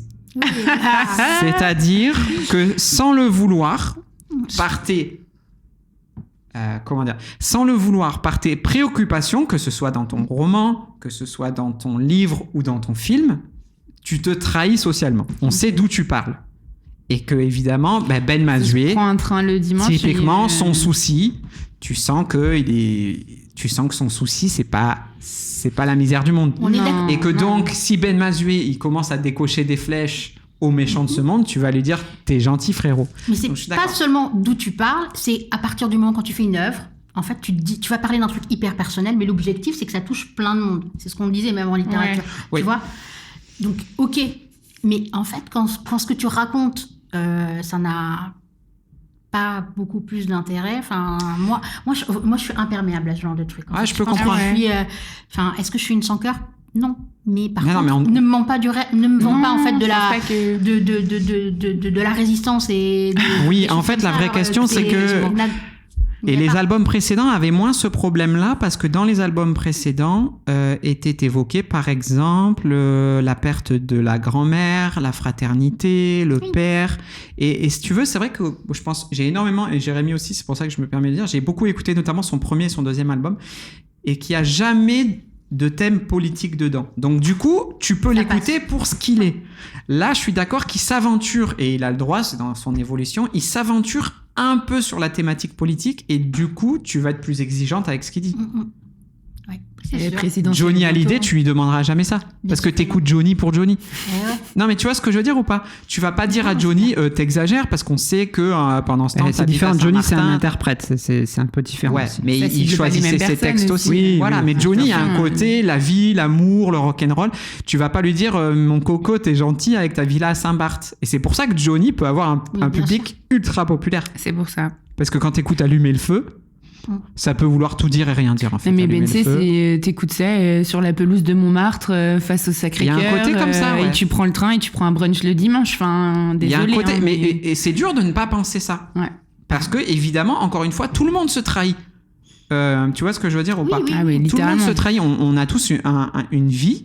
Et ouais, moi, je en sais être que j'ai un conscient, gros. Oui. Être conscient des moments où, par exemple, ce qu'on fait, c'est, par exemple, je sais pas moi, c'est un truc bourgeois. On fait tous des trucs comme ça. Mais en avoir la conscience, c'est déjà pas mal, je trouve. Et faire 15 chansons sur être papa, c'est pas facile. Et je ferai pas la guerre. 15 chansons. Alors que, oui, et c'est vrai qu'alors moi je déteste Ben Mazué, pas personnellement, mais je ne peux pas l'écouter, sa voix me hérisse, c'est pas mes goûts. Oh non. Par contre, son album, il est officiellement, c'est mon album du divorce. Donc tu consens. Tu vois ce Oui, que je veux dire? Tu oui, sais oui. qu'on va parler des enjeux du divorce, de machin. La famille. il Voilà, a c'est une la famille, machin. Et c'est vrai que les albums précédents de Beyoncé étaient sur les origines, la famille, le truc. Et il n'y avait pas ce truc de est-ce qu'on va. Mais le problème, c'est que. C'est de croire que ta vie, elle mérite 15 chansons, en fait. Je vois ce que tu sur veux des dire. thématiques qui sont pas non plus des trucs de dingo, quoi. Ouais, Tu vois peut-être. Je suis d'accord. En fait, moi, là où j'aime cet album, c'est que je trouve qu'il est toujours bon à faire des mélodies. Il a un bon arrangeur et tout. C'est ça. Pour moi, je suis un peu plus déçu sur le fond du thème parce que justement, Désolée, hein, je peux écouter de la musique engagée. J'écoute pas que de ça, loin de là. Mais c'est vrai que quand je me mets un disque vénère engagé, je suis content que ça tape fort. Mais c'était pas le but. Hein. Et sinon, je vais écouter Non, ouais. Raphaël. On en a déjà parlé. Ah moi, oui, j'adore oui. le chanteur Ah, Raphaël. moi aussi. Je trouve qu'il y a une Vraiment, mélodie, un machin. Il va vaguement parler de l'exil, des choses comme ça, mais du coup, ouais. je me dis pas, il pourrait y aller plus parce qu'il me. Je vois ce que tu veux Oui. dire. Il y a un côté, Non, j'y moi, vais je sans y aller. Raphaël, il y va pas. Raphaël, c'est premier degré, c'est on s'aime pas. Et je me dis pas, non, je vois. Mais ça, c'est un problème de positionnement. Pas forcément de celui qui écoute, mais aussi de celui qui émet un message. C'est-à-dire, à quel moment je m'engage ou je m'engage pas. Tu vois, moi, je suis un grand fan du chanteur Christophe. J'ai jamais demandé à Christophe de s'engager. Bien sûr que non. C'est la mélancolie, elle est partie, l'Italie me manque, etc. Oui, mais bon, enfin, Christophe, quoi, c'est Christophe. Oui, non, mais je vois ce que tu veux dire. Petit dérapage. Ouais. Non, mais je peux alors, c'est marrant parce que ce que toi, t'as ressenti à 100%, je l'ai ressenti à 10% dans le truc. Mais Ouais, parce d'accord. que on m'a aussi vendu un album engagé. Mais Et que- c'est l'ouverture, c'est Parallélum, il y a 3 phrases de Macron au début, c'est sûr que ça met une couleur qui... T'es quand même dans pas je veux dire, du tout, jamais un pays n'a autant détesté son président. Je vais pas rentrer dans les détails, est-ce qu'on a raison de le détester ou pas, mais c'est quand même une personne qui suscite un rejet assez large dans la population. C'était un teasing. Donc, oui, c'est un teasing, donc, c'est une promesse, c'est la première Et chanson. pour moi, il y a d'album. que Parallélum qui est... Ouais. Non, Moi aussi, il y a j'ai Sur ressenti mes ça. épaules. Non, je trouve pas. Ah si, il y a ce côté, le monde part en vrille. On donc tire est-ce au que je flashball critique sur des gens sous-payés. Ouais, donc je sais pas et où pour il est. moi, c'est... Hein Justement, C'est de la cette phrase dénonciation. me flatte en fait, parce que Oui. on tire au flashball sur des gens sous-payés, mais c'est que ça, c'est une petite phrase. Je trouve que c'est très léger, c'est trop léger pour moi, mais je suis Et ça d'accord. montre pas. C'est pas mon pied, Moi, je pense c'est pas qu'on ma peut, force. non mais on peut s'émouvoir qu'on fasse tirer au flashball sur des gens Oui. payés sans pour autant avoir une énorme conscience politique. Ouais. Moi, j'y partir attendais là-dedans. pas. Non, Moi, peut-être que Ça m'a pas choqué, moi. mais c'est Non, mon non, attente qui a été déçue en Ouais, fait. je Voilà, vois. c'est ça. Mais tu C'est t'attendais que vraiment à vouloir une musique engagée, un album engagé, t'es allé là-dedans? c'est sans doute une erreur, mais oui, donc d'où la déception. Voilà. Ah oui, Alors non, que pas les du premiers tout. albums, je peux encore les écouter en boucle. Ok. À aucun moment, il y a un truc qui me gêne parce que c'est pas le propos. Et pour moi, Tu vois ce que c'était je veux genre, dire tu vois, les premières parties de Renan Luce et compagnie, c'était lui là-dedans. Et donc, du coup, l'album-là était la continuité de ce qu'il avait fait, en fait, avec un glow-up, si tu me permets cette petite expression, de tout l'instrumental, comme tu dis. Moi, j'ai trouvé que les arrangements étaient vraiment très bien faits. Oui. Et j'avoue que je me suis peut-être pas focalisée sur les paroles et l'engagement que vous avez traduit. Ouais. Moi, j'étais vraiment plus sur... je trouve que tout se goupille bien, le timbre, les sons, tout est vraiment très, très C'est bien très bien arrangé. fait, c'est très Ouais, propre. moi, j'aime beaucoup, La forme est vraiment très très bien travaillée. C'est sans doute sur la forme son album le plus abouti. Et du coup, je te cache pas que c'est marrant que en fait si tu l'écoutes sans attente de fond, Moi, c'est c'est super. ça. Si t'as un C'est minimum d'attente, ça va être un peu light. Ouais. Ça, moi, je vais le chanter J'ai en bien concert. kiffé, quoi. Ouais. Et Michael Jackson, alors je sais pas. Mais alors c'est marrant parce que ça. Non, en fait, je me suis dit, c'est super audacieux. Ouais. Comme il y a tous les codes de la nostalgie dans la chanson, Ouais. enfin, il parle de la VHS, il parle de. Voilà. Et il se trouve que ce gamin qui regarde des VHS de Michael Jackson, en fait, j'en ai été un. Oui, nous aussi. Ouais, moi aussi. Et on a regardé Michael Jackson, et à l'époque, t'avais des plans sur les nanas qui s'effondraient, S'évanouissaient, les enfants qu'il avait sauvés de l'orphelinat, etc. Et les clips, c'était quand même la grande époque et Dangerous et tout, c'est la grande époque des clips. Et effectivement, t'as Michael entouré d'enfants qui va poser la main sur le canon du fusil du soldat pour lui dire non, là, tu tires pas, il y a des enfants. Et c'est d'autant plus. Mais pour moi, c'est bien fou parce que avec ça le parle. recul. En fait, aujourd'hui, Michael Jackson, exactement c'est très ça. connoté. Michael Jackson sur voilà, il y a des très bons docus sur Netflix, sur France TV, sur ça, C'est pas le même. sur les affaires. Et effectivement, je pense qu'il y a une génération qui connaît le côté problématique de Michael Jackson. Ouais. J'utilise vraiment un mot. Comment dire Connoté, contemporain. Ouais, je vais, voilà, c'est plus que problématique, Michael Jackson, j'en conviens. Et en fait, pour moi, ce côté-là, cette déviance de Michael Jackson, elle est d'autant plus grande que si tu mets la partie Michael Jackson 70-80 jusqu'à début 90, où c'est le Dieu vivant. Ouais. Et c'est le Dieu vivant bien intentionné. Et du coup, enfin voilà. Il revient là. Hein, et c'est pour ça que je dis c'est très très très audacieux de parler de sauver les enfants comme Michael Jackson, mais il faut avoir traversé les années 90 pour que cette phrase résonne en toi aussi. Alors c'est ce qu'on appelle en narration, mais c'est le cas dans la chanson, ce qu'on appelle la connivence, c'est-à-dire que l'émetteur du message compte sur ce que tu sais. Ok. Et ça peut être super intéressant, mais comme ça peut être raté. Le problème, c'est que tu vois, il va y avoir 2 écoles. Il y a l'école des 90, donc on va dire notre école, et t'as l'école de là, avec la nouvelle chanson qu'ils ont remasterisée de Michael Jackson, si t'as déjà entendu Piler. Mais du coup, cette génération-là n'a pas connaissance ni conscience de ce qui a pu se passer avant. Ouais. Donc l'idolâtre. Moi, j'ai vu des gamines de 4 ans danser sur ces morceaux-là, où moi, je me dis, quand je le mets... j'ai un petit peu de mal parce que j'ai ce passif-là. Et donc, du coup, c'est autant moi j'ai ça avec Bertrand Cantat, autant avec Michael Jackson, j'ai pas ça. Mais alors pourquoi ? C'est une bonne question. C'est la même chose. Mal à l'aise, mais c'est intéressant. Mais ça m'a pas touché dans sa chanson, étant donné que pour moi, c'était une seule phrase balancée comme ça. Et il a un petit côté provocateur quand même. Genre, je vous balance des petits trucs, regardez, je vous bouge un peu, mais en même temps, il reste plat. Moi, alors, il se trouve que j'ai écouté cette chanson avec ma femme. Ma femme m'a dit cette chanson m'horripile à cause de ça. Et j'avais justement le point de vue opposé. Je dis, mais justement, c'est une chanson des années 80 et on la réécoute en se disant, waouh, mais en fait, c'est vrai qu'on savait pas tout ça et on le considérait comme ça. Mais je suis d'accord que ça puisse gêner. T'as deux prismes, je pense. Vous écouterez, vous ferez un avis. Voilà, écoutez, faites-vous un avis. Commentez, insultez-nous, je sais pas, mais réagissez, ne nous laissez pas tout seuls. Mais c'était voilà, donc c'était, si ça vous va. Très bien. Bensé, Parabellum, écoutez-le, dites-nous si vous êtes d'accord. C'est ça qu'on aime au Pambagna, c'est quand on a entendu le même disque, mais on n'a pas tout à fait entendu le même disque en fait. Exactement. Et on enchaîne tout de suite avec la littérature.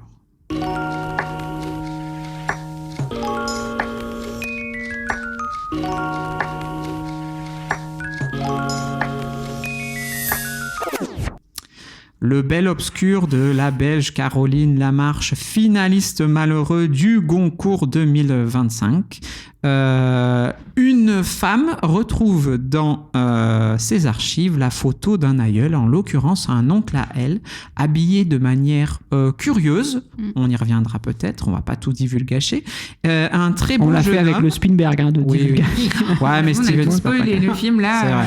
Là, on l'a rincé le truc là. Ah, bon. Il ne reste plus rien à découvrir. Ce jeune homme, à la fois très délicat, très fin, dans une beauté étrange et énigmatique, va être l'objet d'une enquête familiale. Et oui, c'est pas très Gemini original. Hein. Non, ça c'est moi. Bravo. C'est moi. D'une enquête familiale, mais contre toute attente. L'enquête ne va pas tant s'intéresser à la disparition de cet aïeul. Elle va plutôt être détournée au profit de l'histoire maritale de cette femme, puisque cette femme, celui qu'on appelle le bel obscur, n'est pas tant le jeune homme un peu efféminé sur la photo que son mari, qui est en fait un homosexuel dans le placard. Et Caroline Lamarche nous raconte sa vie. Est-ce que c'est autobiographique? Il me semble que oui. Ok. Mais on n'est pas là, on prend l'objet tel qu'il est, monsieur. D'accord, mais c'est une bonne question. En l'occurrence, Caroline Lamarche se rend compte que cet oncle vraisemblablement homosexuel avait un point commun avec celui avec qui elle a partagé sa vie, puisque Caroline Lamarche nous raconte l'histoire d'une narratrice qui va partager sa vie dans les années 70, 80, 90 avec un homosexuel qui n'est pas sorti du placard, donc elle vit maritalement, elle a des enfants avec un homme qui a aussi une vie homosexuelle avec elle. Et donc, tout au long du livre, se dessine à la fois, je dirais, pour petit à petit, s'efface l'enquête sur l'oncle pour affirmer ce que c'est d'être la femme d'un homosexuel caché, avec les non-dits, les avantages et les inconvénients, qui sont plutôt des inconvénients du point de vue de Caroline Lamarche. On va commencer par ce que vous en avez pensé globalement sur la forme. Une phrase. Je vais commencer peut-être par Jérémy, parce que je suis pas sûr que mesdames aient terminé leur lecture. Mais vous C'est-à-dire, inquiétez elles vont pas. finir c'est- de lire là maintenant ou... Non, Ah. c'est pas c'est pas une fiche de lecture. Vous stressez pas si vous n'avez pas fini. Je Ah vous non, vois, alors je vous moi, vois je suis vous raccord effondrer. avec mon- Vous nous direz pourquoi vous n'avez pas C'est fini. comme quand on Voilà. est à l'école, tu sais, quand c'est ton tour Ah, de ok, parler. voilà, Ouais. exactement. Quand c'est toi, c'est à Voilà, toi de lire. on va pas réciter la poésie au tableau, vous inquiétez pas. Parfait, ça me va. Jérémy, je Ouais. commence juste par Jérémy parce qu'il faudra commencer par quelqu'un qui l'a lu. Attends, il y a des gens qui font pas leur devoir ici. J'apprends- Alors que et quand Ah, tu je suis penses au rebelle, salaire là. qui touche, je Ouais. suis scandalisé. C'est un scandale. Ok. Du coup, moi, j'ai bien aimé au début. Je suis parti, l'histoire de l'enquête à partir d'une photo et tout, ça m'a bien. Voilà, elle amène ça bien. L'enquête, au bout d'un moment, patine et le livre patine avec l'enquête. Et puis j'ai l'impression qu'elle nous dit bon, ben l'enquête avance pas, mais je vais vous parler d'un autre truc aussi. Tant que j'y Voilà. suis. Je vais pas, voilà, je fais pas un tunnel là, mais voilà. Donc j'ai été quand même un peu déçu sur la longueur. Ouais. J'ai eu du mal à le finir. Alors si ça vous dérange pas, vu que je l'ai lu, je vais en parler un peu et après vous n'allez Les qu'à me camps, dire après, pourquoi ce vous sera l'avez les abandonné. camps. Mais qu'est-ce que c'est Alors que ça, moi, là, je on l'ai laisse mis- les femmes de côté. C'est pas ce que tu disais. Tu disais que si on n'arrivait pas à lire, on pouvait s'arrêter. Ah, Tout à fait. J'ai jamais obligé personne. je l'aurais à- pas fini, Non, non, ça. je vous reproche pas de pas l'avoir Et fini. le vuillard, je l'aurais pas fini non plus. Là. Le vuillard était plus court. C'est moins de problème que ça. mais Ok. bon, Ouais. je te laisse Non, mais Et faire. alors c'est assez intéressant parce que moi je suis comme Jérémy. Au début je dis ah mais cet oncle c'est génial parce que moi ça m'intéresse. Et on comprend très vite que cet oncle a été effacé pour son homosexualité. Ça c'est très vite évident, mais il y a un peu de suspense quand même. Non. Je dis pourquoi il est plus là, pourquoi il a disparu. Bon moi ça suffit à Et alors là on bascule dans l'histoire d'une femme dont le mari est homosexuel. Et il se trouve que j'en ai parlé avec une éditrice que je connais qui m'a dit pour moi ce livre est éminemment problématique dans l'image qu'il donne des homosexuels. Et en fait, donc c'est l'histoire d'une femme qui raconte toute sa vie avec un homosexuel et elle en est un peu malheureuse parce qu'elle sent qu'il l'aime, mais évidemment il n'aime pas qu'elle puisqu'il aime d'autres hommes, qu'elle accueille volontiers à la maison, etc. Mais je trouve que l'homosexuel qui est décrit dans ce livre est quand même un stéréotype. Il y a un moment où Caroline Lamarche, quand même, elle nous raconte qu'un homosexuel, désolé pour le dire, c'est quand même un mec joyeux. C'est un gay au sens littéral du terme. Ok. Et quand même, il y a un côté qui n'est jamais formulé dans le texte et qui vient peut-être du fait qu'elle est une femme blessée par l'homosexualité puisqu'elle est blessée par l'homosexualité de son mari. Il y a deux choses qui je trouve un peu risibles. Je ne peux pas m'en empêcher. C'est que quand même, si vous lisez, si vous connaissez pas d'homosexuels et que vous lisez le livre de Caroline Lamarche, les homosexuels sont des gens qui vivent entre hommes de manière extrêmement libertine. Dans son livre, il n'y a pas de couple homosexuel. La fidélité est purement hétérosexuelle chez Caroline Lamarche et la frivolité est purement homosexuelle. Et c'est quand même des gens joyeux qui font la fête. Ok. C'est un peu Gérard dans Les filles d'à côté, l'homosexualité.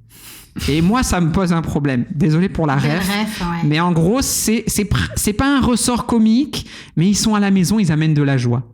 Tu vois ce que je veux dire? Et ça, Caroline Lamarche a pas loin de 70-80 ans. On revient à la question de Michael Jackson, le problème de l'époque. J'ai envie de dire, Caro, évidemment, ça aurait pu être un livre intéressant. Moi, je trouve ça hyper intéressant. Sur l'époque où l'homosexuel n'a pas d'autre choix que de rester dans le placard, comment on gère ça? Il y a eu des moments un peu gênants. Et elle a carrément un moment où elle dit que dans le sigle LGBTQIA+, les grandes oubliées sont les femmes d'homosexuels. Tirer par les cheveux. Ah non, mais moi, ça traduit une rage certaine. Là, un moment... Un peu de ressentiment chez elle. Ah. Ouais, et puis surtout, je pense qu'il y a un ressentiment. Tu vois ce que je veux dire? En fait, tous les homosexuels ne sont pas ton mari dans le placard. Tu vois ce que Mais c'est pour ça que je demandais si c'était autobiographique ou pas d'ailleurs, parce que ça m'intéresse de savoir. Est-ce que c'est un truc qu'elle a brodé ou est-ce qu'elle, finalement, elle a été délaissée vraiment par son mari et qu'elle a pu en tirer une certaine amertume. Je crois, je sais pas, c'est une bonne question, mais encore une fois, ça m'a semblé tellement vraisemblable, tellement habité affectivement que voilà. Alors, qu'est-ce qui fait qu'on vous a perdu, mesdames, dans ce livre? Alors, moi, je vais pas faire la mauvaise... Enfin, je suis un peu mauvaise élève, je suis désolée. Je l'ai pas lu au bon moment, je pense que j'étais en fin d'année, j'avais trop de choses, donc... les 20 premières pages, j'ai essayé, j'ai pas réussi. J'ai laissé, je suis revenue dessus, j'ai pas réussi à lire. Donc, je suis désolée. Et c'est plus le style qui t'a arrêté, c'est quoi? Tu t'es ennuyé? C'est les descriptions qui n'avaient pas d'intérêt, en fait. Dès le début, vous vous rappelez sur les plantes, etc. Vous vous rappelez du début? C'est vrai qu'elle... Et en fait, il y avait rien derrière, il y avait pas de souvenirs, et en fait, moi, dès que c'est un peu vide, en fait, tu peux me perdre très vite. Je suis d'accord avec toi 30 pages, je me perds. que les enjeux du livre sont pas trop investis. Le sujet m'intéressait, hein. Franchement, ça aurait été, et je pense que, et j'ai même essayé de le faire en livre audio. C'est vous dire. Moi Donc, aussi. Pardon, Ouais. désolée. Ouais, Où on découvre pareil. que le livre audio était un moment où je déteste ce livre, je vais le finir en audio, quoi. Voilà. Alors moi, c'est comme toi. Quand j'y arrive pas, ça va être le moment où je le mets en audio parce que je me dis, faut voir si ça va démarrer, quoi. Et rien. Et en fait, alors, je m'en veux un peu parce que j'aurais dû peut-être un peu plus. Non. Mais bon, avec ce que tu dis, je me dis, j'ai pas raté quelque chose de fou sur cette thématique-là qui peut être intéressante. Et en fait, c'est bizarre que elle est restée mariée tout le temps jusqu'à la fin. Oui. Alors que. Oui ou non? Je m'en foutais tellement que j'en pouvais plus à la Il me fin. semble que oui, mais c'est juste qu'à un moment du film, et ça vient du livre, pardon. Et ça vient S'il y a très pas tard dans le d'adaptation. livre. Ça vient très Vaut mieux tard pas. dans le livre. Et en fait, elle se dit qu'en fait, elle pourrait avoir une vie, son côté. amoureuse de son côté, puisque son mari s'en prive pas. Donc elle met beaucoup de temps à enclencher ce truc-là et ça marche pas très bien parce qu'elle a eu des occasions qu'elle a refusées beaucoup de avant. Elle a des scrupules, elle s'implique pas trop dedans et du coup ça mène à rien. C'est bizarre parce que les années 80-90, c'est ça? Enfin, l'homosexualité, c'est plus quelque chose qui est hors la loi. Enfin, je veux dire, je comprends. Enfin, tu vois ce Non, que je moi veux j'ai dire l'impression Il y a qu'elle un souffre décalage. plus de ce fait que de son mari l'infidélité. et que son couple ça devient. Parce qu'en fait, il est pas dans le placard son mari, hein, il est. Il est là. Non, ils reçoivent non, des oui. amis, ils font des grandes fêtes. À la maison, oui, mais dans la vie publique et dans la vie de tous les professionnelle, jours, oui, il a mais du en coup tout une cas, femme et des dans leur- enfants à présenter. Voilà. Bah, Mais en fait, et du coup, ce couple va devenir très rapidement une curiosité. Et il me semble que dans le livre, elle dit à des moments qu'il y a des gens qui disent bah, oh là là, t'as de la chance d'avoir un mari comme ça parce que vous êtes un couple tellement original et c'est tellement fun et c'est tellement machin. Et que du coup, en fait, elle a envie de dire non, c'est pas fun du tout parce ça. que moi, il me délaisse, on reçoit toujours ses amants. Enfin voilà. Du coup, je sais plus, ça y est, j'ai perdu. Non, mais ce là où à je suis quoi d'accord avec toi, c'est qu'il y a un truc que, en fait, le vrai problème du livre, et ça, c'est jamais dit, le vrai problème du livre n'est pas l'homosexualité de son mari. Le vrai c'est problème ça, pour elle, c'est l'infidélité de son mari. Oui, voilà. Donc, il aurait c'est dû ça, avoir c'est un le deal. fait, c'est Qu'il le aille fait voir qu'elle- des hommes ou des femmes. ça Ah, commence exactement. mal, je trouve. Ah, Exactement. Voilà. Ça Et donc, du coup, commence on ne mal. sait pas, et c'est jamais dit dans le livre. Elle se plaint d'être délaissée. Voilà, c'est Et en plutôt même ça. temps, elle en profite pour nous faire une sorte de description de l'homosexualité. C'est le- Mais en fait, elle met sur le dos. En fait, elle tolère l'infidélité de son mari. Ça ne regarde qu'elle. Pourquoi pas, tout en s'en plaignant. Mm. Parce qu'elle en souffre. Mm. Mais elle la tolère à cause de son homosexualité. Si son mari allait voir Ah des ouais. femmes, tu vois, il y a une sorte de voilà. C'est moins pire. Et là où c'est un peu, alors encore une fois, je vais pas reprocher à quelqu'un de rester dans le placard. S'il est dans le placard, c'est qu'il peut pas en sortir, et c'est pas à moi de juger s'il peut. Mais c'est vrai qu'on est dans les années 90. Il y a un côté très, comment dire, et j'ai réécouté Caroline Lamarche parce qu'elle était en compétition pour le prix Inter. Donc sur Inter, il y a eu des entretiens avec les auteurs en compétition. Il faut l'écouter, hein, vraiment. Ok. Il faut écouter cette femme expliquer son livre parce que il y a un... Vas-y, dis, c'est pas grave. Hein. Non, mais j'ai eu un débat avec des amis que je salue, mais on parlait justement de est-ce que la cage aux folles c'est drôle ou c'est j'allais homophobe. dire, tu me l'as Et enlevé, parmi dis-moi. des amis, ils me disent moi j'adore ce film, il est très drôle, il est objectivement drôle. Et en Moi, même c'était temps, ça. il véhicule une version extrêmement stéréotypée de l'homosexualité, mais il y a un vrai ressort comique. Et elle, si tu veux, elle véhicule elle aussi une vision très stéréotypée de l'homosexualité. Sans l'aspect comique, tu veux dire. Ah, pas du tout, c'est pas du tout comique. Non, il y a Donc, la du coup, tu haine. te dis, mais elle est consciente que ce qu'elle véhicule, parce que Poiré, Serrault, ils sont en mode, ok, on est là pour faire rire les gens, donc on ne se prive pas d'avoir recours aux stéréotypes. Tu vois ce que je veux dire? ça. Elle te fait une cage aux folles, premier Pas degré.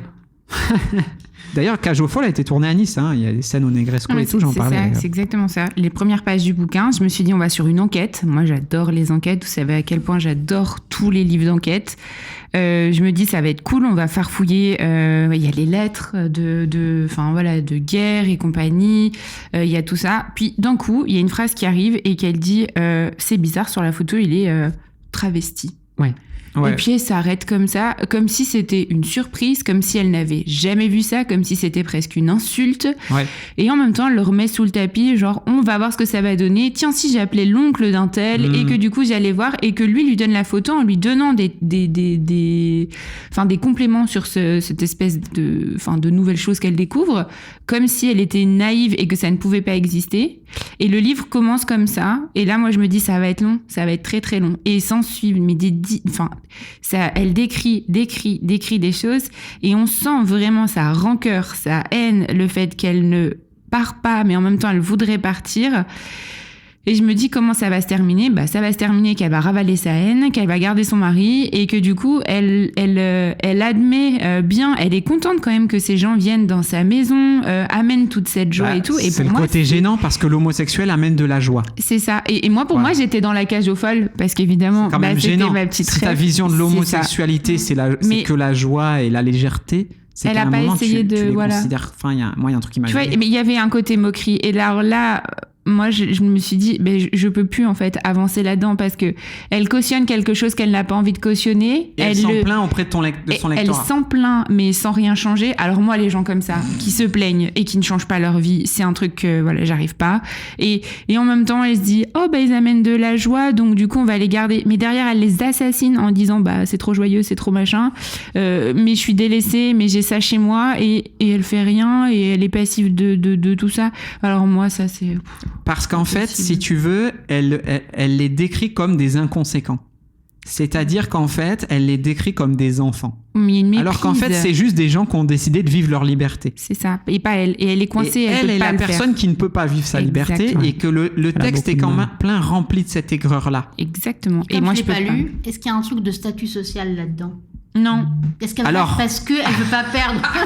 Ah Alors, là c'est là pour ça. là là. Alors, Je suis en train de rentrer dans un Je- petit Est-ce truc. qu'elle ne veut pas perdre? Alors, C'est un peu mettre en fil. non, non, mais alors je l'ai évidemment, pas lu, donc oui, excusez-moi. Mais il y a évidemment, un truc elle a de bien statut un truc social. là-dessus. Et pourquoi je vous demande d'aller écouter le podcast France Inter? Elle se trahit dans son élocution. Je n'en dirai pas plus. Ah, ok. Alors, une imitation, J'ai une compris petite déjà. imitation. Non, une petite ça serait imitation. trop gênant. Ça serait trop gênant, mais allez écouter. Et là, vous allez dire. Enfin, moi, quand j'ai entendu l'autrice parler de son livre, j'ai dit compris. ok, je sais d'où tu parles. C'est pas grave. Moi, je Oui, on juge reproche pas. personne. Je lis pas Mais tu que des comprends livres le de livre. prolo. Et tu Mais là, comprends tu pourquoi dis, elle est ok, pas gagnante. je comprends le rapport problématique, la manière de. Et surtout, alors, vous n'avez pas lu la fin, je vais me permettre de divulgacher. Allez. La photo de cet oncle, officiellement travesti, d'accord? En fait, on découvre juste qu'il a fait une grande école, l'école des mines, et que le rituel de passage quand tu as ton diplôme, c'est de t'habiller en mineur. Et en fait, il a un petit chapeau qu'on mettait plutôt sur des ouvriers, etc. Et pour te dire le malentendu du livre, c'est qu'elle pense qu'il est travesti, mais il est juste habillé en prolo, en fait, en mineur. Donc, du coup, Et alors, on dirait la vraiment première qu'il scène sort du d'une livre- soirée trans, en fait. Ok, mais pas donc, du tout, en fait. ouais. Mais elle mélange travestissement et homosexualité. Ouais, Je pense alors que elle la le vraie- fait Pas dire à son personnage, le mot travesti, il est dit par quelqu'un au téléphone. Oui, il lui dit exactement. oui, j'ai une photo de ton oncle, Oui, c'est attends, ça, il faut que c'est je la où elle retrouve, va mais voir. je te préviens, il est travesti dessus. Alors que Et c'est elle, aussi. elle fait- Il dit pas effectivement, déguisé, il dit travesti. et au sens premier, le travestissement, c'est le déguisement. Ouais, c'est pas c'est forcément d'accord. Mais dans le livre sur l'homosexualité, quand il dit travesti, tu dis, mais il s'est déguisé en femme. Du coup, il avait peut-être une photo cachée qu'il pouvait montrer à personne, parce qu'évidemment, il pouvait pas parler de son homosexualité à tout le monde. Et à la fin du livre, tu découvres qu'en fait, il est pas Perdu, c'est la photo de travesti promo. Donc, en madame. C'est plutôt Il est une photo qu'on exhibe. Photo qu'une de fin qu'on cache. promo pour fêter Ouais. la fin du truc de l'école des mines. On habillait les diplômés en mineurs. Et en fait, oui. Ouais, juste un truc, c'est que, en fait, moi, ce qui m'a gêné, c'est qu'elle va faire le parallèle. En fait, cet oncle, on sait très peu de choses sur lui. On sait qu'il est parti à l'école, il est pas trop revenu à la maison, il a coupé les ponts avec sa famille. Sans doute à cause de son homosexualité, d'ailleurs. On sait pas. C'est pas si On clair. sait pas, quoi. C'est ça le truc. C'est qu'en gros, on dit, ouais, il est mort tout seul dans un hôtel, il avait pas trop d'amis, il avait au moins un ami, ah bah, il doit être homosexuel. Et au fait, je vous ai pas dit, mais mon mari, il est aussi homosexuel. Enfin, j'ai envie de dire, mais. Et d'ailleurs, moi, je pensais vraiment, quand j'ai commencé le livre et quand je le mets au programme du Bel Obscur, c'est que j'ai lu que la partie sur l'oncle. Et je me dis, putain, ça va être une enquête Exactement. Oui, passionnante sur cet homme est mort. Est-ce qu'il est mort d'avoir souffert d'homophobie? Est-ce que... Ouais. Je Et m'attendais. là, alors le temps que je le mette au programme et que j'envoie le livre à tout le monde, on switch sur son mari qui est un homosexuel du placard. Et oui, bon, j'ai pas pu faire demi-tour. Elle l'humilie pas entre guillemets, mais c'est moi, gênant. Moi j'ai pas aimé la manière dont elle parle, qu'elle parle comme ça de cette espèce de communauté, qu'elle les fait un peu, tu vois, elle les met dans un petit bol et elle leur dit eux ils sont comme ça, ils sont joyeux, ils sont rigolos. Moi je suis pas bien, je suis vraiment malheureuse, ils me donnent pas d'attention, mais en même temps je cautionne ça. Tu cautionnes ça, tu te tais, t'écris pas un livre et exact. En fait, tu peux raconter ce que tu veux, mais c'est la forme qui doit te sauver. Et là, la forme, on s'en fout. Pas du tout. Tu vois, il y a des scènes où elle va à la piscine municipale et il y a un bel homme qui la regarde et elle sent que cet homme est disponible pour elle. Mais tout le long, donc elle va à la piscine, mais il la regarde, mais elle peut pas. Mais tellement de temps que quand elle arrive pas à le choper, j'étais content. Oui, à la fin, le jour où elle se dit, j'avais envie de dire, t'as raté ton tour là, c'est bon. Alors la cour pendant suffisamment longtemps. On se tape 50-100 pages il est quand même pas mal, il me fait des clins d'œil. Lui, le mec est poli, donc il sait pas si elle est dispo ou pas, donc tu sens que le type se montre dispo, il est prévenant, il veut pas y aller avec les gros sabots non plus, il sait pas si cette femme est mariée ou pas. Puis au bout de 100 pages, elle se dit, pourquoi moi aussi je vivrais pas un peu ma vie de mon côté, et il est plus à la piscine. Enfin, frérot, si c'est ça le ressort de narratif, c'est vraiment un livre problématique. Et encore une fois, c'est vraiment un livre gênant. Du coup, il a failli avoir le Goncourt, c'est ça, ou il a été dans des listes Il est allé. Il est finaliste du prix Goncourt. Ok. Il est finaliste. Et la critique autour, j'ai pas regardé, mais le problème, si tu veux, quand t'arrives à un niveau tel que finale du Goncourt, il y a plus trop de critiques. Tu vois ce que je veux dire, tu te fais moins dégommer parce que le Goncourt a une telle puissance de validation. Il nous met mal à l'aise, je trouve. Et c'est marrant parce que j'ai mis du temps à voir ça. C'est quelqu'un qui m'a dit, moi j'ai lu ce livre, je le trouve éminemment problématique. Alors évidemment, c'est comme pour le BNC, si tu veux, toi tu vas avoir un problème, nous moins. Mais là, évidemment, là c'est pas une chanson de 3 minutes, c'est un livre de 200 pages, t'as le temps de voir le problème. Tu vois ce que je veux dire? C'est que... Et vraiment, voilà, c'est pour ça que je pense qu'il faut que je finisse les livres avant de les mettre au programme. Parce que tu sais pas ce qui peut se passer. Tu vois? Mais... Je sais pas, pourtant c'est rare que je finisse pas un bouquin, mais alors là, moi je te dis, elle mettait comme tu dis, des tunnels de 100 pages là. Moi je l'ai pris en mode, je l'ai trouvé à la médiathèque. Il est dans toutes les médiathèques, j'ai vérifié. Mais bien sûr, mais parce que parce que si tu veux un moment, il est sur l'étagère, il est pas sorti. Hein. Il faudrait voir le retour des lecteurs et des lectrices de la médiathèque. Faudrait retrouver le listing. On va y aller, mais on va y aller bientôt à la médiathèque. Oui, d'ailleurs, il y a des super locaux pour enregistrer des podcasts. Je pense qu'il faut réserver des trucs, il faut qu'on en parle. Bref, par contre, c'est certain, mais si tu veux finaliste du Goncourt, ça a un pouvoir tellement prescriptif. Mais attendez, il est finaliste du Goncourt et au moment où il y a la liste des 10 livres inter, il est encore dedans. Tu vois, donc moi je me dis, désolé, moi le premier Pecno de base, je le vois à la médiathèque, c'est quand même un livre dont on a parlé cette année. Donc il faut. Je sais pas quoi faire pour le dernier numéro. En avant Guingamp, on y va, tu vois. Et c'est assez intéressant que le seul livre que vous finissez pas, c'est lui. Tu vois ce que je veux dire? Alors qu'il y a des livres qui ont eu des bien moins bonnes critiques, un bien moins bon devenir critique. Et qui était beaucoup plus intéressant, mais bon, ça c'est comme tout, je veux dire, c'est pour ça qu'on fait le Pandamia, j'ai envie de vous dire, c'est pour aller vous chercher le truc, notre limite. Voilà, c'est pour dire. J'ai essayé, et après je me suis dit, j'adore quand tu dis non mais j'ai essayé. Non mais j'ai vraiment. Tu as donné sa chance au produit. Non mais en plus je voulais l'emprunter encore dans une médiathèque, et quand c'est là où j'ai vu la liste, il était dans toutes les médiathèques. Il n'y en a aucune où il n'y est pas. Mais il est disponible, tu sais. Il est vraiment disponible. C'est qu'il est disponible. C'est en ça premier... traduit quelque chose. Après, je me suis dit, mais en fait, non, on se force plus à faire des trucs qu'on n'a pas envie. On a commencé le livre, il nous plaît pas, on lit pas, c'est tout.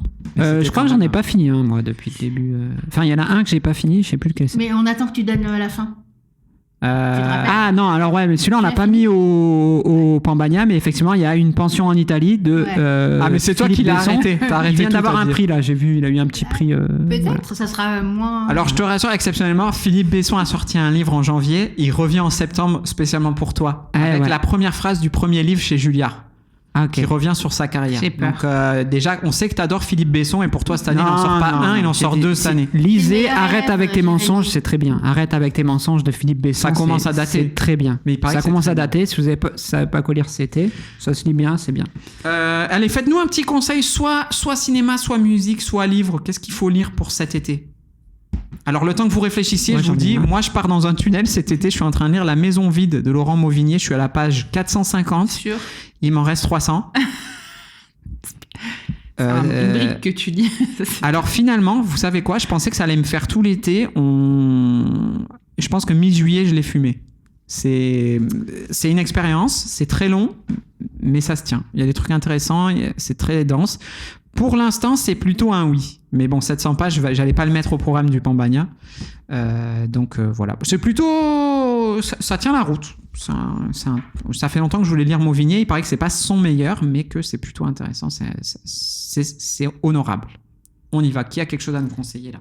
Un film, Siem, parle du cinéma coréen. Ouais, mais l'été, il n'y a pas grand-chose qui sort l'été. Hein. Non, mais vous pouvez dire que vous l'avez vu en replay, on s'en fiche. Mais même sur Arte, il y a plein de bons films en ce moment. Donc quoi? Donc, par exemple, il y a Memory of the Murder, un classique. Coréen. Un thriller. Donc, il faut que je regarde une histoire ça. vraie qui n'a toujours pas été élucidée sur un tueur en série, mais vraiment, vraiment intéressant. Après, si vous voulez regarder un peu des films coréens, peut-être cet été... Regardez, Un air de famille. Un air de famille. Coréeda, je vous assure. Coréeda, Je vous assure. Sur le un papier, tu dis c'est asiate, ça va être non, un air de famille incroyable. Et je reviens sur un classique aussi pareil, Tel père, tel fils. J'adore. Pareil. C'est les deux films que Siem m'a dit pendant très longtemps. Magnifique. Il faut voir ça et moi j'ai. Après, si vous voulez un peu de total. japonais aussi, une réalisatrice pour faire un peu égalité homme-femme, quoi. Bien sûr. Naomi Kawase, si vous avez l'occasion, Les délices de Tokyo, c'est très beau. Et True Mothers aussi, c'est très beau aussi. C'est sur l'adoption, mais c'est pas traité à l'américaine. Hein, donc, vous inquiétez pas. C'est très fin, très intelligent. D'ailleurs, un air de famille. Non, Tel père, tel fils. Tel père, tel fils, c'est La vie est un long fleuve tranquille. Ok. Premier degré. Ok. Et ça, c'était génial. C'est la même histoire. C'est pareil, sauf qu'on n'est pas là pour rigoler. Et c'est génial parce que du coup, t'arrêtes de te marrer et tu dis non, mais vraiment, si on a inversé ton enfant, tu fais quoi? Et des personnages qui sont subtils, des sentiments, super. Et pareil, il y a la famille de Bonge, la famille de Plouk. La famille de Plouk, celui qui joue le père est très très drôle. Mais il y a un vrai truc sur... C'est très beau à voir. Les délices de Tokyo, je pense que vous pouvez le regarder même avec des enfants. C'est très mignon. C'est une histoire de transmission sur les dorayaki. Vous savez, ces sortes de petites crêpes aux haricots rouges, etc. C'est très beau. C'est une mamie. Il y a une histoire aussi sur les maladies où on cachait les malades, de la lèpre au Japon. Et c'est très beau. Voilà. Donc, si vous voulez un peu dans le cinéma un petit peu asiatique, ça peut être sympa. Alors, quelques films coréens, un petit livre de poche de 700 pages. Charlotte, qu'est-ce qu'on... Non, alors moi je suis pas cette team-là. Moi je rentrerai dans une petite librairie pendant les vacances et je vais sûrement trouver un livre au hasard, mais de principe un polar. Moi c'est ce que j'aime. Et après il y a Interstellar qui arrive là. Enfin c'est les films qui Nolan. ressortent. Ouais. Au cinéma. Donc on l'a tous sûrement déjà vu. Il est sur Netflix en ce moment. Si vous l'avez pas vu, s'il vous plaît, incroyable. Regardez ça. La bande son évidemment est extraordinaire. Il est au cinéma, il ressort là. Oui, exactement. Il et il est en ce moment sur Netflix et peut-être même d'autres plateformes. Et si vous voulez vous nettoyer les yeux après le Spielberg, vous faites Interstellar, vous dites quand ça marche, c'est quand même sympa. Voilà, c'est ça. Et après, c'est l'été. Allez écouter de la musique partout. À Nice, il y a une programmation dingue sur le. Il y a l'Olayong au Nice Jazz Festival. Là. On y va, on y sera. Moi, j'y serai. On l'avait chroniqué. Exactement. Voilà, c'est tout ce que je vous recommande. Amusez-vous. Merci. Alors en film, moi j'ai été déçu par un peu la petite sensation film d'horreur là du moment qui s'appelle Backrooms. Il y a de très bonnes idées, il y a même trop de bonnes idées, c'est très brouillon du coup. Voilà, le réalisateur il a que 20 piges, on va entendre parler de lui c'est sûr. Il y a des très bonnes idées, mais je sais pas, je suis passé à côté, donc je le recommande pas celui-là. Voilà, j'ai vu, c'est un peu vieux maintenant, mais donc Old de M. Night Shyamalan, ça faisait longtemps que j'avais pas vu un bon Shyamalan. Ah, tu veux dire Old? Très Old, oui. Ouais. C'est un très bon Shyamalan pour moi. Voilà. Et ici, on parlait de Nolan, donc en fait, s'il y a les films de Nolan au cinéma en ce moment, c'est parce qu'il va sortir l'Odyssée le 15 juillet ou un truc comme ça. Voilà, donc j'espère que vous le verrez et que peut-être on en parlera à la rentrée. Et puis pour les fans d'années 70, il y a sur Arte Mississippi Burning de Alan Parker avec William Dafoe et Gene Hackman.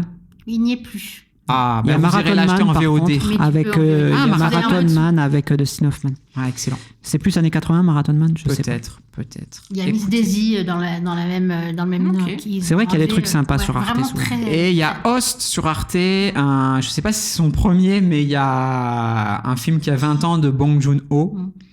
C'est celui qui a fait Parasite. C'est celui qui a fait Parasite. Je vous rappelle que le devoir maison de Charlotte, c'est de voir Parasite. Exactement. Il est sur Vraiment, Netflix. mais alors là, autour de la table, Ouais, Parasite, c'est super. alors là, tu prends aucun risque. Ok. Avec Parasite, pour une intro au cinéma asiatique, c'est un film asiatique qui tend quand même vers l'Occident. Ça fait peur ou pas? Et j'ai découvert qu'il a Tu fait... ris, tu pleures et t'as peur en Ouais. même temps. Ouais, Tu ne sais c'est- pas ouais. ce que tu regardes. Et j'ai Tu sais plus si t'es perdu. Il y a un film que j'ai bien aimé qui s'appelle Snowpiercer, et qui a été dérivé en série après, mais qui est inspiré d'un roman de SF. Et je savais pas que c'est Bong Joon-ho qui avait fait Snowpiercer, parce qu'on est quand même très loin de Parasite, mais qui est très sympa. chouette. Ok. C'est un film d'action, mais de qualité. Ouais. Hein. Voilà. Ah, j'irai voir ça. Snowpiercer. Écoutez, il me reste à vous souhaiter un magnifique été. Je vous retrouve en septembre. Je pense que je vais aller voler un SP chez mon libraire préféré pour C'est essayer quoi un d'avoir une SP, c'est les livres de la rentrée littéraire qui traînent en exclusivité pour D'accord. les professionnels. On n'a de pas la tous le profession. jargon. Excuse-nous. Excusez-nous, Pardon, on ouais. n'est pas tous. Voilà. Je vous remercie encore une fois d'avoir participé au Pambagna qui fête ses 6 mois. Je vous remercie. N'hésitez pas à partager cette vidéo. Surtout, je vous rappelle que grâce à Jérémy, nous sommes aussi sur les plateformes. Et oui, d'écoute. en audio, voilà, si ça vous fatigue de nous regarder, passez sur la mode audio, c'est bien. Ouais, c'est sympa. Endormez-vous en nous écoutant. Et puis voilà. À très bientôt. C'était le Pambagna. On se retrouve en septembre. Salut, bye bye. Bel été. Ciao, À ciao. bientôt.